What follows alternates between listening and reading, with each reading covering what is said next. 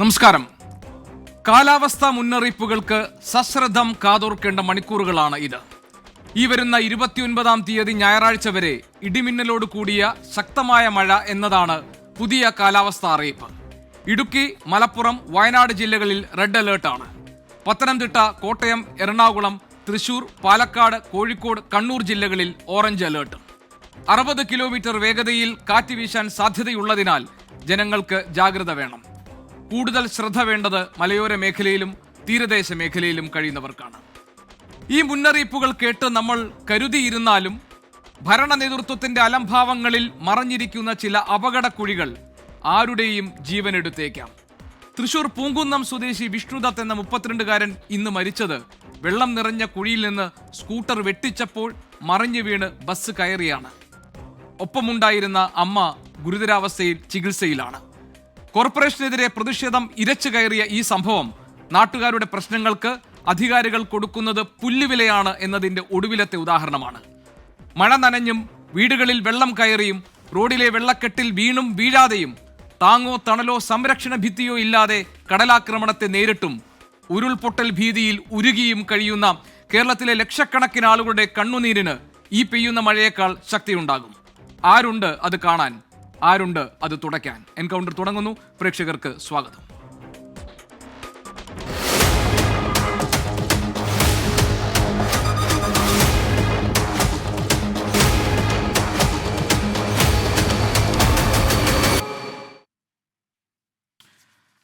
Encounter തുടക്കത്തിൽ നിന്ന് പോകുന്നത് റെഡ് അലേർട്ട് നിലനിൽക്കുന്ന ജില്ലകളിൽ നിന്നുള്ള വിവരങ്ങളിലേക്കാണ്. റെഡ് അലേർട്ട് 3 ജില്ലകളിലാണ് നിലനിൽക്കുന്നത്: ഇടുക്കി, മലപ്പുറം, വയനാട് ജില്ലകളിൽ. അവിടെ നിന്നുള്ള തത്സമയ വിവരങ്ങൾ ഞങ്ങളുടെ പ്രതിനിധികൾ നൽകും. അതോടൊപ്പം തന്നെ കേരളത്തിൽ ഇതെന്താണ് ഈ മഴക്കാലത്ത് സംഭവിക്കുന്നത്, എന്തുകൊണ്ടാണ് കൃത്യമായിട്ടുള്ള ഇടപെടലുകൾ ഇല്ലാതെ ഉണ്ടാകുന്ന അപകടങ്ങൾ നമുക്ക് പതിവായി മാറുന്നത്, ആരാണ് ഇതിന് ഉത്തരവാദികൾ? സാമൂഹ്യ നിരീക്ഷകൻ ശ്രീ എം എൻ കാരശ്ശേരി ഈ വിഷയത്തിൽ അദ്ദേഹത്തിന്റെ അഭിപ്രായങ്ങൾ രേഖപ്പെടുത്താനുണ്ട്. നമുക്കറിയാം, തൃശ്ശൂരിൽ നിന്നുണ്ടായിട്ടുള്ള ദാരുണമായ സംഭവം, നിർഭാഗ്യകരമായ സംഭവം.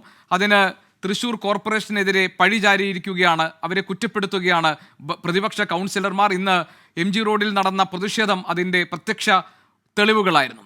തൃശൂർ കൗൺസിലർ നമ്മളോടൊപ്പം ചേരുന്നുണ്ട്. PK ഷാജൻ CPM-നെ പ്രതിനിധീകരിച്ച്. പ്രതിപക്ഷ നേതാവ് ശ്രീ രാജൻ പല്ലൻ ഉണ്ടാകും. അതോടൊപ്പം തന്നെ തൃശൂർ നഗരസഭയിൽ പ്രതിപക്ഷ നേതാവ് ഉണ്ടാകും. ഒപ്പം തന്നെ BJP-യെ പ്രതിനിധീകരിച്ച് ശ്രീ ഉല്ലാസ് ബാബുവും ഇന്ന് ഈ ചർച്ചയിൽ പങ്കെടുക്കാൻ നമ്മളോടൊപ്പം ഉണ്ടാകും. നമുക്ക് ആദ്യം പോകാനുള്ളത് റെഡ് അലേർട്ട് പ്രഖ്യാപിച്ചിരിക്കുന്ന ജില്ലകളിലെ നിലവിലെ സാഹചര്യം എന്താണെന്ന് നോക്കാം. അവിടുത്തെ ജനങ്ങൾ എന്തൊക്കെ കാര്യങ്ങളിലാണ് മുൻകരുതൽ എടുക്കേണ്ടത്, ഏതൊക്കെ സുരക്ഷാ മുൻകരുതലുകൾ സ്വീകരിക്കണം, അവർക്ക് എന്തൊക്കെയാണ് ജില്ലാ ഭരണകൂടം നൽകിയിരിക്കുന്ന മുന്നറിയിപ്പുകളെന്ന് നമുക്ക് നോക്കാം. രാഹുൽ വിജയൻ ഞങ്ങളുടെ പ്രതിനിധി ചേരുന്നുണ്ട് ഇടുക്കിയിൽ നിന്ന്. രാഹുൽ, ഇടുക്കി റെഡ് അലേർട്ടിന്റെ പരിധിയിൽ വരുന്ന ജില്ലയാണ്. ശക്തമായ മഴയ്ക്കുള്ള സാധ്യത കാണുന്നുണ്ട്. കേന്ദ്ര കാലാവസ്ഥാ വകുപ്പ് നൽകുന്ന മുന്നറിയിപ്പ് അനുസരിച്ച് മലയോര മേഖലയിലുള്ളവർ പ്രത്യേകം കരുതണം. കാരണം ഉരുൾപൊട്ടൽ സാധ്യതകൾ, മണ്ണൊലിച്ചിൽ എന്ന് തുടങ്ങിയിട്ടുള്ള സാധ്യതകൾ, മണ്ണിടിച്ചിൽ തുടങ്ങിയ സാധ്യതകൾ കരുതിയിരിക്കണമെന്നാണ് പറഞ്ഞിരിക്കുന്നത്. ഇടുക്കിയിൽ എന്തൊക്കെ മുൻകരുതലുകൾ സ്വീകരിച്ചിട്ടുണ്ട്? ആളുകൾക്ക് ഏതെങ്കിലും തരത്തിലുള്ള ആശങ്കകളുണ്ടോ? ജില്ലാ ഭരണകൂടം മുന്നറിയിപ്പ് നിർദ്ദേശങ്ങൾ നൽകിയിട്ടുണ്ടോ?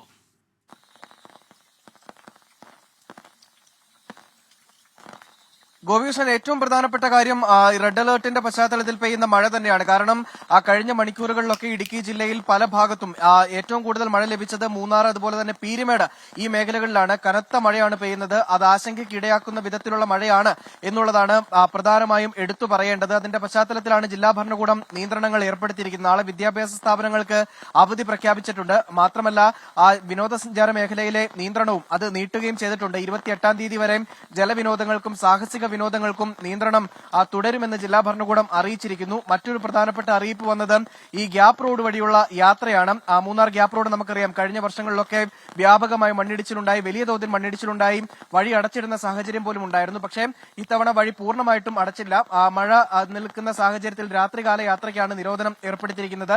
അത് 28-ാം തീയതി വരെ തുടരും എന്നുള്ളതാണ് ജില്ലാ ഭരണകൂടം അറിയിക്കുകയും ചെയ്തിരിക്കുന്നത്. മറ്റൊരു പ്രധാനപ്പെട്ട ആശങ്ക എന്ന് വേണമെങ്കിൽ പറയാവുന്നതാണ്, മുല്ലപ്പെരിയാർ അണക്കെട്ടിലെ ജലനിരപ്പ് തന്നെയാണ്. കാരണം മുല്ലപ്പെരിയാർ അണക്കെട്ടിലെ ജലനിരപ്പ് 136 അടിയിലേക്ക് അടുക്കുകയാണ്. നിലവിൽ 134.40 അടിയാണ് ഡാമിലെ ജലനിരപ്പ്. ഡാമിലേക്കുള്ള നീരൊഴുക്ക് ശക്തമായി തന്നെ തുടരുകയാണ്.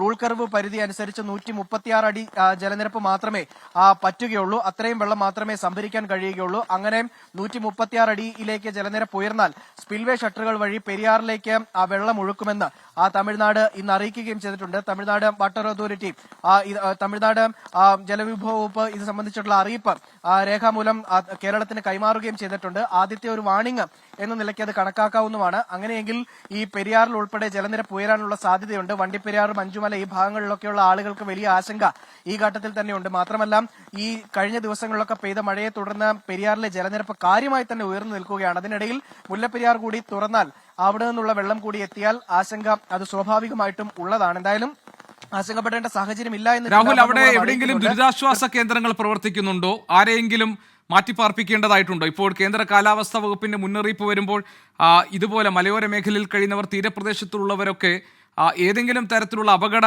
സാധ്യതകൾ നിലനിൽക്കുന്ന മേഖലകളിലാണെങ്കിൽ അവർ സുരക്ഷിതമായ ഇടങ്ങളിലേക്ക് മാറണം എന്നുകൂടി അതിന്റെ നിർദ്ദേശങ്ങളുടെ ഭാഗമായി നമുക്ക് വായിച്ചെടുക്കാൻ കഴിയും. അങ്ങനെയാണെങ്കിൽ ഇടുക്കിയിൽ ഏതെങ്കിലും മേഖലയിൽ നിന്ന് ആളുകളെ പൂർണ്ണമായി മാറ്റേണ്ട ഒരു സാഹചര്യം ഇപ്പോഴുണ്ടോ?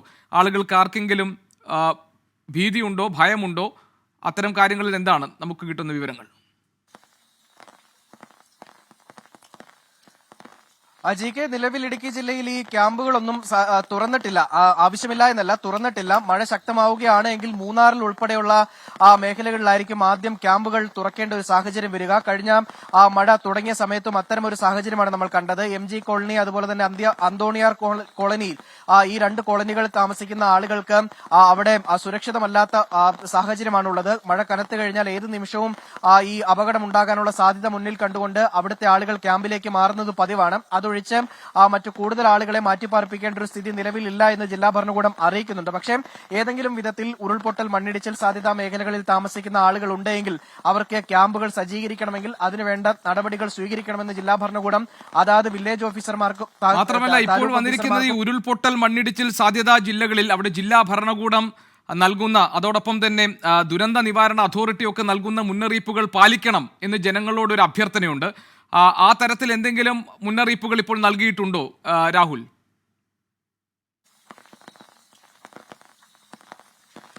തീർച്ചയായിട്ടും നിലവിൽ ഉരുൾപൊട്ടൽ, മണ്ണിടിച്ചിൽ സാധ്യതാ മേഖലകളിൽ താമസിക്കുന്ന ആളുകളോട് സുരക്ഷിത സ്ഥാനത്തേക്ക് മാറണം, ബന്ധുവീടുകളിലേക്കോ ക്യാമ്പുകളിലേക്കോ മാറണമെന്നുള്ള നിർദ്ദേശം നൽകിയിട്ടുണ്ട്. ഏതെങ്കിലും ആളുകൾ ആ ക്യാമ്പുകളുടെ ആവശ്യം മുന്നോട്ട് വെച്ചതായിട്ട് ജില്ലാ ഭരണകൂടം വ്യക്തമാക്കുന്നില്ല. മറിച്ച് സുരക്ഷിതമായ ബന്ധുവീടുകൾ ഉണ്ടെങ്കിൽ അങ്ങോട്ടേക്ക് മാറാമെന്നുള്ളത് കൃത്യമായി പറഞ്ഞിട്ടുണ്ട്. ഏറ്റവും പ്രധാനമായും പറയേണ്ടത് ഈ അടിമാലി മുതൽ മൂന്നാർ വരെയുള്ള ഭാഗത്ത് ദേശീയപാത നിർമ്മാണവുമായി ബന്ധപ്പെട്ട് വ്യാപകമായി മണ്ണെടുത്തിരുന്നു. അവിടെ മണ്ണിടിച്ചിൽ സാധ്യത ഉണ്ട് എന്ന് ജില്ലാ ഭരണകൂടം നിയോഗിച്ച ഒരു പ്രത്യേക അന്വേഷണ സമിതി കണ്ടെത്തുകയും ചെയ്തതാണ്. അതുകൊണ്ട് തന്നെ അവിടുത്തെ ആളുകൾ, ഈ കട്ടിങ്ങിന് മുകളിൽ താമസിക്കുന്ന ആളുകൾ സുരക്ഷിതമായ സ്ഥാനത്തേക്ക് മഴ പെയ്യുന്ന സമയങ്ങളിൽ മാറണം. അല്ലാത്ത പക്ഷം ഏതെങ്കിലും തരത്തിലുള്ള അപകടം ഉണ്ടാകാനുള്ള സാഹചര്യമുണ്ട് എന്നുള്ളതാണ് ജില്ലാ ഭരണകൂടം നേരത്തെ തന്നെ പറഞ്ഞിട്ടുള്ളതാണ്. അത്തരം മേഖലകളിലെ ആളുകൾ കൃത്യമായി തന്നെ ജാഗ്രതാ നിർദ്ദേശം പാലിച്ചുകൊണ്ട് സുരക്ഷിത സ്ഥാനത്തേക്ക് മാറുക, അതാണ് വേണ്ടത്. അത് തന്നെയാണ് ജില്ലാ ഭരണകൂടം അറിയിക്കുകയും ചെയ്തത്. മറ്റൊന്ന്, ഈ പെരിയാറിന്റെയും മുതിരപ്പുഴയാറിന്റെയും തീരത്ത് താമസിക്കുന്ന ആളുകളാണ്. മുതിരപ്പുഴയാറിന്റെ തീരത്തുള്ളവർ കൃത്യമായ ജാഗ്രത പാലിക്കണം. കാരണം മൂന്നാർ മേഖലയിൽ അതിശക്തമായ മഴയാണ്. ദേവികുളത്താണ് ഏറ്റവും കൂടുതൽ മഴ കഴിഞ്ഞ മണിക്കൂറുകളിൽ പെയ്തത്. മുതിരപ്പുഴയാറിന്റെ തീരത്ത് ജലനിരപ്പ് കാര്യമായി തന്നെ ഉയരാൻ സാധ്യതയുണ്ട്. അതുകൊണ്ട് തന്നെ മുതിരപ്പുഴയാറിന്റെ തീരത്തുള്ളവർ ജാഗ്രത പാലിക്കണം. നിലവിൽ ആശങ്കപ്പെടുന്ന അളവിലേക്ക് ജലനിരപ്പ് ഉയർന്നിട്ടില്ല. ഒരുപക്ഷെ മഴ കനക്കുകയാണ് എങ്കിൽ, ഈ നിലയിൽ തന്നെ തുടരുകയാണ് എങ്കിൽ ജലനിരപ്പ് ഉയരും, പുഴ കരകവിഞ്ഞൊഴുകും. അങ്ങനെയെങ്കിൽ വീടുകളിലേക്കും അതുപോലെ തന്നെ ആളുകൾ വസിക്കുന്ന സ്ഥലങ്ങളിലേക്കുമൊക്കെ വലിയ തരത്തിലുള്ള ആശങ്ക സൃഷ്ടിച്ചുകൊണ്ട് വെള്ളമെത്തും. അത്തരം സാഹചര്യങ്ങൾ ഒഴിവാക്കാനുള്ള ഒരു മുൻകരുതൽ സ്വീകരിക്കണമെന്ന് ജില്ലാ ഭരണകൂടം അറിയിച്ചിട്ടുണ്ട്. മറ്റൊരു പ്രധാനപ്പെട്ട കാര്യം, ഇടുക്കിയിൽ തന്നെ തൊടുപുഴയാറിന്റെ ജലനിരപ്പ് അപകടകരമായ നിലയിൽ തന്നെ തുടരുകയാണ്. അത് രാവിലെ നമ്മൾ ദൃശ്യങ്ങൾ സഹിതം കാണിച്ചതാണ്. പുഴയോരം ബൈപ്പാസിൽ ഉൾപ്പെടെയുള്ള വഴികളിലേക്ക് വെള്ളം കയറുകയും ചെയ്തിട്ടുണ്ട്. അതിനിടയിൽ മലങ്കര ഡാമിന്റെ ഷട്ടറുകൾ കൂടുതൽ ഉയർത്തിയിട്ടുണ്ട്. തൊടുപുഴയാറിൽ ജലനിരപ്പ് ഉയർന്നാൽ അത് കൂടുതൽ വീടുകളിലേക്ക് ഉൾപ്പെടെ വെള്ളം കയറാനുള്ള സാഹചര്യം ഉണ്ടാക്കും. മാത്രമല്ല, ഈ വെള്ളം നേരെ ചെല്ലുന്നത് മൂവാറ്റുപുഴയാറിലേക്കാണ്. അങ്ങനെയെങ്കിൽ മൂവാറ്റുപുഴയിലുള്ള ആളുകൾക്കും ആശങ്കയുടെ ഒരു ചെറിയ തോതുണ്ടാക്കുന്നു എന്നുള്ളതാണ് വളരെ പ്രധാനപ്പെട്ട കാര്യം. നിലവിലെല്ലാം ശാന്തമായി നിൽക്കുന്നു. പക്ഷെ മഴ ഇങ്ങനെ തുടരുകയാണ് എങ്കിൽ ഈ സ്ഥിതി ആയിരിക്കില്ല. എല്ലാ തരത്തിലുള്ള മുൻകരുതലുകളും സ്വീകരിക്കണമെന്നുള്ള നിർദ്ദേശം. ഏറ്റവും പ്രധാനപ്പെട്ട രാഹുൽ, ഈ മണ്ണിടിച്ചിൽ ഉരുൾപൊട്ടൽ സാധ്യതാ മേഖലകളിൽ കഴിയുന്നവരുണ്ടെങ്കിൽ സാഹസികതയ്ക്ക് നിൽക്കാതെ അവർ എത്രയും വേഗം സുരക്ഷിതമായ ഇടങ്ങളിലേക്ക് മാറണം എന്ന നിർദ്ദേശമുണ്ട്, മുന്നറിയിപ്പുണ്ട്. അത് ജനങ്ങൾ പാലിക്കുക തന്നെ വേണം. അങ്ങനെ മാത്രമേ ഏതെങ്കിലും തരത്തിലൊരു മോശം സാഹചര്യം ഉണ്ടായിക്കഴിഞ്ഞാൽ അതിനെ നമുക്ക് അതിജീവിക്കാൻ കഴിയുള്ളൂ. അതുകൊണ്ട് ഈ മുന്നറിയിപ്പുകളെ വളരെ ഗൗരവത്തോടുകൂടി കാണുകയും ബന്ധുവീട്ടുകളിലേക്കോ ഏറ്റവും അടുത്തുള്ള സുരക്ഷിതമായ ഇടങ്ങളിലേക്കോ ആളുകൾ മാറുകയും വേണം. പ്രത്യേകിച്ച് ഈ ദുരന്ത സാധ്യതാ മേഖലകളായി മാറുകയാണ് നമ്മുടെ മലയോര മേഖലകളും അതോടൊപ്പം തന്നെ തീരദേശ പ്രദേശങ്ങളുമൊക്കെ. പ്രത്യേകിച്ച് കനത്ത മഴ, തുടർച്ചയായിട്ടുള്ള മഴ, മാത്രമല്ല 60 കിലോമീറ്റർ മണിക്കൂറിൽ 60 കിലോമീറ്റർ വേഗതയിൽ വീശിയടിക്കുന്ന കാറ്റ്, ഇതൊക്കെ തന്നെ വളരെ ഗൗരവമായി, വളരെ സീരിയസ് ആയി നമ്മൾ കാണേണ്ടതാണ്. അതുകൊണ്ട് ജില്ലാ ഭരണകൂടവും ദുരന്ത നിവാരണ അതോറിറ്റിയും നൽകുന്ന മുന്നറിയിപ്പുകൾ ജനങ്ങൾ പാലിക്കുമെന്ന് കരുതാം. ഇടുക്കിയിലെ വിദ്യാഭ്യാസ സ്ഥാപനങ്ങൾക്ക് നാളെ അവധി പ്രഖ്യാപിച്ചിട്ടുണ്ട്. രാഹുൽ, അതുകൂടിയാണ് ഇനി നമുക്ക് അതിനോട് കൂട്ടിച്ചേർക്കാനുള്ള മറ്റൊരു വിവരം. ഞാൻ വയനാട്ടിലേക്ക് പോകുന്നു. റെഡ് അലേർട്ട് പ്രഖ്യാപിച്ചിരിക്കുന്ന കേരളത്തിലെ 3 ജില്ലകളിൽ ഒരു ജില്ലയാണ് വയനാട്. ഇടുക്കി, മലപ്പുറം, വയനാട് ജില്ലകളിലാണ് റെഡ് അലേർട്ട് നിലനിൽക്കുന്നത്. വയനാട്ടിലുണ്ടായ സംഭവം സുർജിത്ത് അയ്യപ്പത്ത് ഞങ്ങളുടെ പ്രതിനിധിയുണ്ട് വയനാട്ടിൽ നിന്ന് വിവരങ്ങൾ നൽകാൻ. സുർജിത്ത്, ചൂരൽമലയിലെ ബെയിലി പാലം താൽക്കാലികമായി അടച്ചിട്ടുണ്ട്. കഴിഞ്ഞ ദിവസങ്ങളിൽ അവിടെ വലിയ പ്രതിഷേധം നാട്ടുകാരുടേതുണ്ടായിരുന്നു. ചൂരൽമലയുടെ ആ ബെയിലി പാലത്തിൻ്റെ താഴെ അവിടെ മണ്ണൊലിപ്പുണ്ടായിട്ടുണ്ട്. അതുകൊണ്ട് അതിൻ്റെ ഭിത്തിയിൽ ഇടിവ് തട്ടിയിട്ടുണ്ട്. മാത്രമല്ല അട്ടമല, മുണ്ടക്കൈ എന്നിവിടങ്ങളിലെ തോട്ടം തൊഴിലാളികൾക്ക് ഇപ്പോൾ അവിടേക്ക് പ്രവേശനമില്ല. അവരെയൊക്കെ ആരെയും കടത്തിവിടുന്നില്ല എന്നും അറിയുന്നു. 2 കാര്യങ്ങളാണ് അറിയാനുള്ളത്. ഒന്ന്, ഈ പടവെട്ടിക്കുന്നിൽ ഇന്ന് ജനങ്ങളുടെ ഒരു പ്രതിഷേധം ഉണ്ടായിരുന്നല്ലോ. കാരണം അവരുടെ പുനരധിവസിപ്പിക്കാതെ അവിടെ റോഡ് നിർമ്മാണം അനുവദിക്കില്ല എന്ന് പറഞ്ഞു. പിന്നെ ചൂരൽമല, മുണ്ടക്കയുടെ ഇപ്പോഴത്തെ സാഹചര്യം, അതോടൊപ്പം തന്നെ ചൂരൽമലയിൽ ഇന്നലെ പ്രതിഷേധിച്ചവർക്കെതിരെ കേസെടുത്ത നടപടി, എന്താണ് വയനാട്ടിൽ സംഭവിക്കുന്നത് സുർജിത്ത്? GK, കഴിഞ്ഞ ദിവസം ശക്തമായ മഴയാണ് ഉണ്ടായിരുന്നത്. തുടർന്ന് ചൂരൽമല പുന്നപ്പുഴയിൽ നീരൊഴുക്ക് വർദ്ധിക്കുന്ന ഒരവസ്ഥ ഉണ്ടായിട്ടുണ്ട്. ഇതേ തുടർന്നാണ് ഈ ബെയിലി പാലത്തിൻ്റെ സംരക്ഷണ ഭിത്തി 3 ഭാഗത്ത് വിള്ളലുണ്ടായത്. അതോടൊപ്പം തന്നെ ഈ ബെയിലി പാലം ഉറപ്പിക്കാനുള്ള ഗാബിയോൺ ഭിത്തിയാണിത്. അതിൻ്റെ താഴെ ഉണ്ടായിരുന്ന കല്ലും ഒപ്പം തന്നെ കുറ്റൻപാറകളും മണ്ണുമെല്ലാം തന്നെ ഒലിച്ചുപോയ നിലയിലായിരുന്നു ഇന്ന് രാവിലെ ഉണ്ടായിരുന്നത്. ഉടൻ തന്നെ വാർത്ത നൽകി. ആ വാർത്തയുടെ അടിസ്ഥാനത്തിൽ വേഗത്തിൽ തന്നെ നടപടികൾ തുടങ്ങി. അതായത് ഇത് ഭിത്തി ഉറപ്പിക്കാനുള്ള നടപടിയിലേക്ക് സർക്കാർ സംവിധാനങ്ങൾ, പ്രത്യേകിച്ച് PWD വകുപ്പും ഒപ്പം തന്നെ ഊരാളുങ്കൽ ലേബർ സൊസൈറ്റിയുടെ നേതൃത്വത്തിലാണ് നിർമ്മാണ പ്രവർത്തനം നടക്കുന്നത്. അതെല്ലാം തന്നെ പൂർത്തിയാക്കാൻ വേണ്ടി ആ നടപടിയെല്ലാം തന്നെ വേഗത്തിൽ എടുക്കാൻ വേണ്ടി കഴിഞ്ഞിട്ടുണ്ട് എന്നുള്ളതാണ് ഏറ്റവും പ്രധാനപ്പെട്ട കാര്യം. അതോടൊപ്പം തന്നെ ഇടവിട്ട് ശക്തമായ മഴയാണ് ഇപ്പോൾ വയനാട്ടിൽ പെയ്തുകൊണ്ടിരിക്കുന്നത്. ഈ നിലവിലെ ഈ സാഹചര്യത്തിൽ പലയിടങ്ങളിലും കനത്ത മഴയുണ്ട്. പടവെട്ടിക്കുന്നിൽ നിന്നുണ്ടായത് കഴിഞ്ഞ ദിവസത്തെ ആ മഴയിൽ പടവെട്ടിക്കുന്നിലേക്കുള്ള ആ പാത പൂർണ്ണമായും വെള്ളം ഒലിച്ച് ഇറങ്ങുന്നൊരവസ്ഥയാണ് ഉണ്ടായിട്ടുള്ളത്. ഇതേ തുടർന്ന് ആ മേഖലയിലേക്കുള്ള റോഡ് ഇന്ന് രാവിലെ തന്നെ ഒരു ശരിയാക്കാനുള്ള ശ്രമം ഉണ്ടായിരുന്നു. അതല്ല വേണ്ടത്. 27 കുടുംബങ്ങൾ മാറി താമസിക്കാൻ അവർക്ക് സ്ഥിരമായ ഒരു തരത്തിലുള്ള സംവിധാനം, അതായത് ഈ ടൗൺഷിപ്പിൻ്റെ ഭാഗമാക്കണമെന്നുള്ള ആവശ്യം ഉന്നയിച്ചുകൊണ്ടാണ് നിർമ്മാണ പ്രവൃത്തികൾ തടയാൻ വേണ്ടി ഈ നാട്ടുകാർ ഉൾപ്പെടെ തയ്യാറായത്. എന്തായാലും വലിയ പ്രതിഷേധം ഉയർന്നതിനെ തുടർന്ന് താൽക്കാലികമായി അവിടെ നിന്നുള്ള നിർമ്മാണ പ്രവൃത്തികൾ അത് നിർത്തി വെക്കുന്ന സാഹചര്യമാണ് ഉണ്ടായത്. SP-യുടെ നേതൃത്വത്തിലുള്ള സംഘം സ്ഥലത്ത് എത്തിയിരുന്നു. മാത്രമല്ല മുണ്ടക്കൈയിലേക്ക് നിലവിൽ പ്രവേശിക്കുന്ന വേലിപ്പാലം അടച്ചിട്ടിരിക്കുകയാണ്. നിർമ്മാണ പ്രവൃത്തികളുടെ ഭാഗമായാണ് ഇപ്പോൾ അടച്ചിട്ടിരിക്കുന്നത്. കനത്ത മഴ തുടരുന്ന സാഹചര്യത്തിൽ തോട്ടത്തിലേക്കടക്കം പോകാൻ കഴിയാത്ത ഒരു സാഹചര്യമാണ് നിലവിലുള്ളത്. അതുകൊണ്ട് തന്നെ മാത്രമല്ല പല ടൂറിസം മേഖലയുണ്ട്. ദുരന്ത സാധ്യത ടൂറിസം മേഖലകളെല്ലാം തന്നെ അടച്ച് ഇടാനുള്ള നിർദ്ദേശം കൂടി ജില്ലാ ഭരണകൂടം നൽകിയിട്ടുണ്ട്. നാളത്തെ ഏറ്റവും പ്രധാനപ്പെട്ട കാര്യം ബാണാസുര സാഗർ അണക്കെട്ടിൻ്റെ ഷട്ടർ തുറക്കുന്നതുമായി ബന്ധപ്പെട്ടാണ്. ഇതിൻ്റെ സ്പിൽവേ ഷട്ടർ നാളെ രാവിലെ 10 മണിക്കാണ് ഉയർത്താൻ വേണ്ടി തീരുമാനിച്ചിട്ടുള്ളത്. സെക്കൻഡിൽ 50 ക്യൂബിക് അടി വെള്ളം ഘട്ടം ഘട്ടമായി പുഴയിലേക്ക് ഒഴുക്കിവിടാനുള്ള ശ്രമമാണുള്ളത്. ഈ പുഴയുടെ തീരത്തുള്ളവർ, കബനി അടക്കമുള്ള പുഴയുടെ തീരത്തുള്ളവരെല്ലാം തന്നെ ജാഗ്രത പാലിക്കണമെന്നുള്ള നിർദ്ദേശം ജില്ലാ ഭരണകൂടം നൽകിയിട്ടുണ്ട്. അതോടൊപ്പം ചില നാശനഷ്ടങ്ങൾ റിപ്പോർട്ട് ചെയ്യപ്പെട്ടിട്ടുണ്ട്. അതായത് ഏറ്റവും ഒടുവിൽ ഇപ്പോൾ വെള്ളമുണ്ട പോലീസ് സ്റ്റേഷൻ പരിധിയിൽ പുളിഞ്ഞാൽ ഭാഗത്ത് ഒരു റോഡിൽ ഗർത്തം രൂപപ്പെട്ടിട്ടുണ്ട്. ദുരിതാശ്വാസ ക്യാമ്പുകളിലേക്ക് കുടുംബങ്ങളെ മാറ്റി പാർപ്പിക്കുന്ന നടപടി തുടങ്ങിയിട്ടുണ്ട്. അതായത് മാനന്തവാടി താലൂക്കിലെ പെരിഞ്ചേരി മല അംഗൻവാടിയിൽ ആരംഭിച്ച ദുരിതാശ്വാസ ക്യാമ്പിൽ 21 പേരെയാണ് മാറ്റിപ്പാർപ്പിച്ചത്. 21 ആളുകളെ മാറ്റിപ്പാർപ്പിച്ച് 7 കുടുംബങ്ങളിൽ നിന്നായുള്ള ആളുകളെയാണ് ഇപ്പോൾ മാറ്റിപ്പാർപ്പിച്ചിരിക്കുന്നത്. അതോടൊപ്പം തന്നെ പുഴങ്കുനി ബത്തേരിയിലെ കല്ലൂർ പുഴ കരകവിഞ്ഞു. അതേ തുടർന്ന് പുഴങ്കുനി ഉന്നതിയിലെ ആളുകളെ മാറ്റി താമസിപ്പിക്കാൻ വേണ്ടി തയ്യാറായിട്ടുണ്ട്. താഴ്ന്ന മേഖലയിൽ പ്രത്യേകിച്ച് കനത്ത കനത്ത മഴയുണ്ടായിട്ടുള്ളത് ലക്കിടി ബാണാസുരയുടെ ഭാഗമായിട്ടുള്ള പടിഞ്ഞാറത്തറ, അതോടൊപ്പം തന്നെ വെള്ളമുണ്ടയുടെ ഭാഗമായിട്ടുള്ള പ്രദേശങ്ങൾ, പുളിഞ്ഞാറടക്കമുള്ള പ്രദേശങ്ങൾ, അതോടൊപ്പം തവിഞ്ഞാൽ പഞ്ചായത്തിന്റെ വിവിധ മേഖലകൾ, അങ്ങനെ ആണ് മഴയുടെ തോത് ഉയർന്ന ഒരു സ്ഥിതി ഉണ്ടായിട്ടുള്ളത്. ഇന്നലെ ചൂരൽമലയിൽ ഉദ്യോഗസ്ഥർക്കെതിരെ പ്രതിഷേധിച്ച നാട്ടുകാർക്കെതിരെ ഇപ്പോൾ മേപ്പാടി പോലീസ് കേസെടുത്തിട്ടുണ്ടെന്ന വിവരം നേരത്തെ വന്നിരുന്നു. അതിൽ അവരുടെ പ്രധാനപ്പെട്ട ആവശ്യം അവരുടെ പുനരധിവാസം ശരിയായ രീതിയിൽ നടപ്പാക്കിയില്ല, അതിൽ പാളിച്ചകളുണ്ട് എന്നതായിരുന്നു നാട്ടുകാരുടെ പ്രധാനപ്പെട്ട ആക്ഷേപം. മറ്റൊന്ന്, ഇവർക്ക് വേണ്ടിയുള്ള സുരക്ഷിത മേഖലകൾ കണ്ടെത്തിയപ്പോൾ അതിൽ ശാസ്ത്രീയമായിട്ടല്ല ആ ഇടങ്ങൾ കണ്ടെത്തിയിട്ടുള്ളത്, അതിലെ അശാസ്ത്രീയത ചൂണ്ടിക്കാട്ടിക്കൊണ്ടായിരുന്നു ആ നാട്ടിലെ ജനങ്ങൾ പ്രതിഷേധിച്ചത്. വേണ്ടതൊന്നും സർക്കാർ ചെയ്തില്ല, ധാരാളം പൈസ സർക്കാരിൻ്റെ ഖജനാവിലെത്തി, വയനാട്ടിലെ ദുരന്തബാധിതരെ സഹായിക്കാൻ വേണ്ടിയുള്ള പല ഇടങ്ങളിൽ നിന്നുള്ള പണമൊക്കെ എത്തിയിട്ടും വേണ്ട രീതിയിൽ ഒന്നും ചെയ്തില്ല എന്ന ആക്ഷേപമായിരുന്നു ഇന്നലെ നാട്ടുകാർ പ്രധാനമായും ഉയർത്തിയത്. അങ്ങനെ അവർക്കെതിരെ കേസെടുക്കുന്ന ഒരു സാഹചര്യം ഉണ്ടായിരിക്കുന്നു. മേപ്പാടി പോലീസ് കേസെടുത്തു എന്നാണ് അറിയുന്നത്. അതിൽ വില്ലേജ് ഓഫീസറെ കയ്യേറ്റം ചെയ്തു, വാഹനങ്ങൾ ആക്രമിച്ചു എന്നീ കാരണങ്ങൾ ചൂണ്ടിക്കാട്ടിയാണ് ഇവർക്കെതിരെ കേസെടുത്തിരിക്കുന്നതെന്ന് അറിയുന്നു. എന്താണ് ഈ കേസിന്റെ വിശദാംശങ്ങൾ?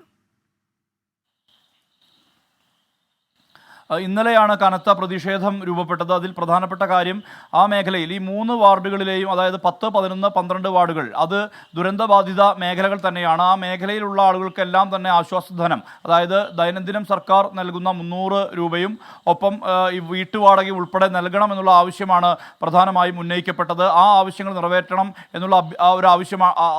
ആ ഒരു വിഷയം ചൂണ്ടിക്കാട്ടിക്കൊണ്ടുള്ള ശക്തമായ സമരം ആണ് ഇന്നലെ നടന്നത്. ഇതിനിടയിലാണ് വില്ലേജ് ഓഫീസർ എത്തിയത്. വില്ലേജ് ഓഫീസർ എത്തിയ മുറയ്ക്ക് അദ്ദേഹത്തിന് നേരെ ആക്രമണം ഉണ്ടായി എന്നുള്ള തരത്തിലുള്ള പരാതിയാണ് പോലീസിന് നൽകിയത്. മാത്രമല്ല, വാഹനത്തിന് കേടുപാടുകൾ വരുത്തി എന്നുള്ള പരാതിയും നൽകിയിട്ടുണ്ട്. ഇതുമായി ബന്ധപ്പെട്ട് ചൂരൽമല സ്വദേശികളായിട്ടുള്ള 6 പേർക്കെതിരെയാണ് പോലീസ് കേസ് രജിസ്റ്റർ ചെയ്തിട്ടുള്ളത്. ഇതിൽ മർദ്ദനം, അതോടൊപ്പം തടഞ്ഞുവെക്കൽ, വാഹനം ആക്രമിക്കൽ ഉൾപ്പെടെയുള്ള ജാമ്യമില്ലാ വകുപ്പുകൾ അനുസരിച്ചാണ് കേസ് എടുത്തിട്ടുള്ളത്. ഇതിൽ യൂത്ത് ലീഗിൻ്റെ നേതാവ് അടക്കമുള്ള ആളുകൾക്കെതിരെ കേസുണ്ട്.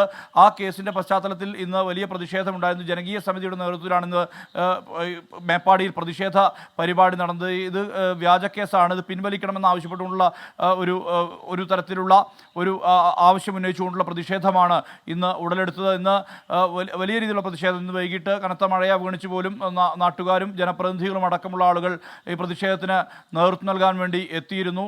എന്തായാലും കേസെടുക്കുന്ന നടപടി മേപ്പാടി പോലീസ് നടത്തിയിട്ടുള്ളത് കൃത്യമായ പരാതിയുടെ അടിസ്ഥാനത്തിലാണ്. ആക്രമണം നേരിട്ടു വില്ലേജ് ഓഫീസർക്ക് എന്നുള്ളതാണ് പരാതി. ഈ പരാതിയുടെ അടിസ്ഥാനത്തിലാണ് ഇപ്പോൾ കേസ്. എനിക്ക് തോന്നുന്നു വയനാട് ജില്ലയിൽ ഇതുവരെ അവധി പ്രഖ്യാപിച്ചിട്ടില്ല ജില്ലാ കളക്ടർ എന്നാണ് മനസ്സിലാക്കുന്നത്, അല്ലേ? തീർച്ചയായും ഇതുവരെ അവധി പ്രഖ്യാപിച്ചിട്ടില്ല. ഇതുമായി ബന്ധപ്പെട്ട അറിയിപ്പ് ഇതുവരെ ലഭിച്ചിട്ടില്ല. റെഡ് അലേർട്ട് നിലനിൽക്കുന്ന പശ്ചാത്തലത്തിൽ സ്വാഭാവികമായും ഒരുപക്ഷെ അവധി പ്രഖ്യാപിക്കാനുള്ള സാധ്യത തള്ളിക്കളയാൻ കഴിയുകയില്ല. റെഡ് അലേർട്ട് ആണ് എന്നുള്ളത് കൊണ്ട് തന്നെ ചിലപ്പോൾ അവധി പ്രഖ്യാപിക്കാനുള്ള സാധ്യതയുണ്ട്.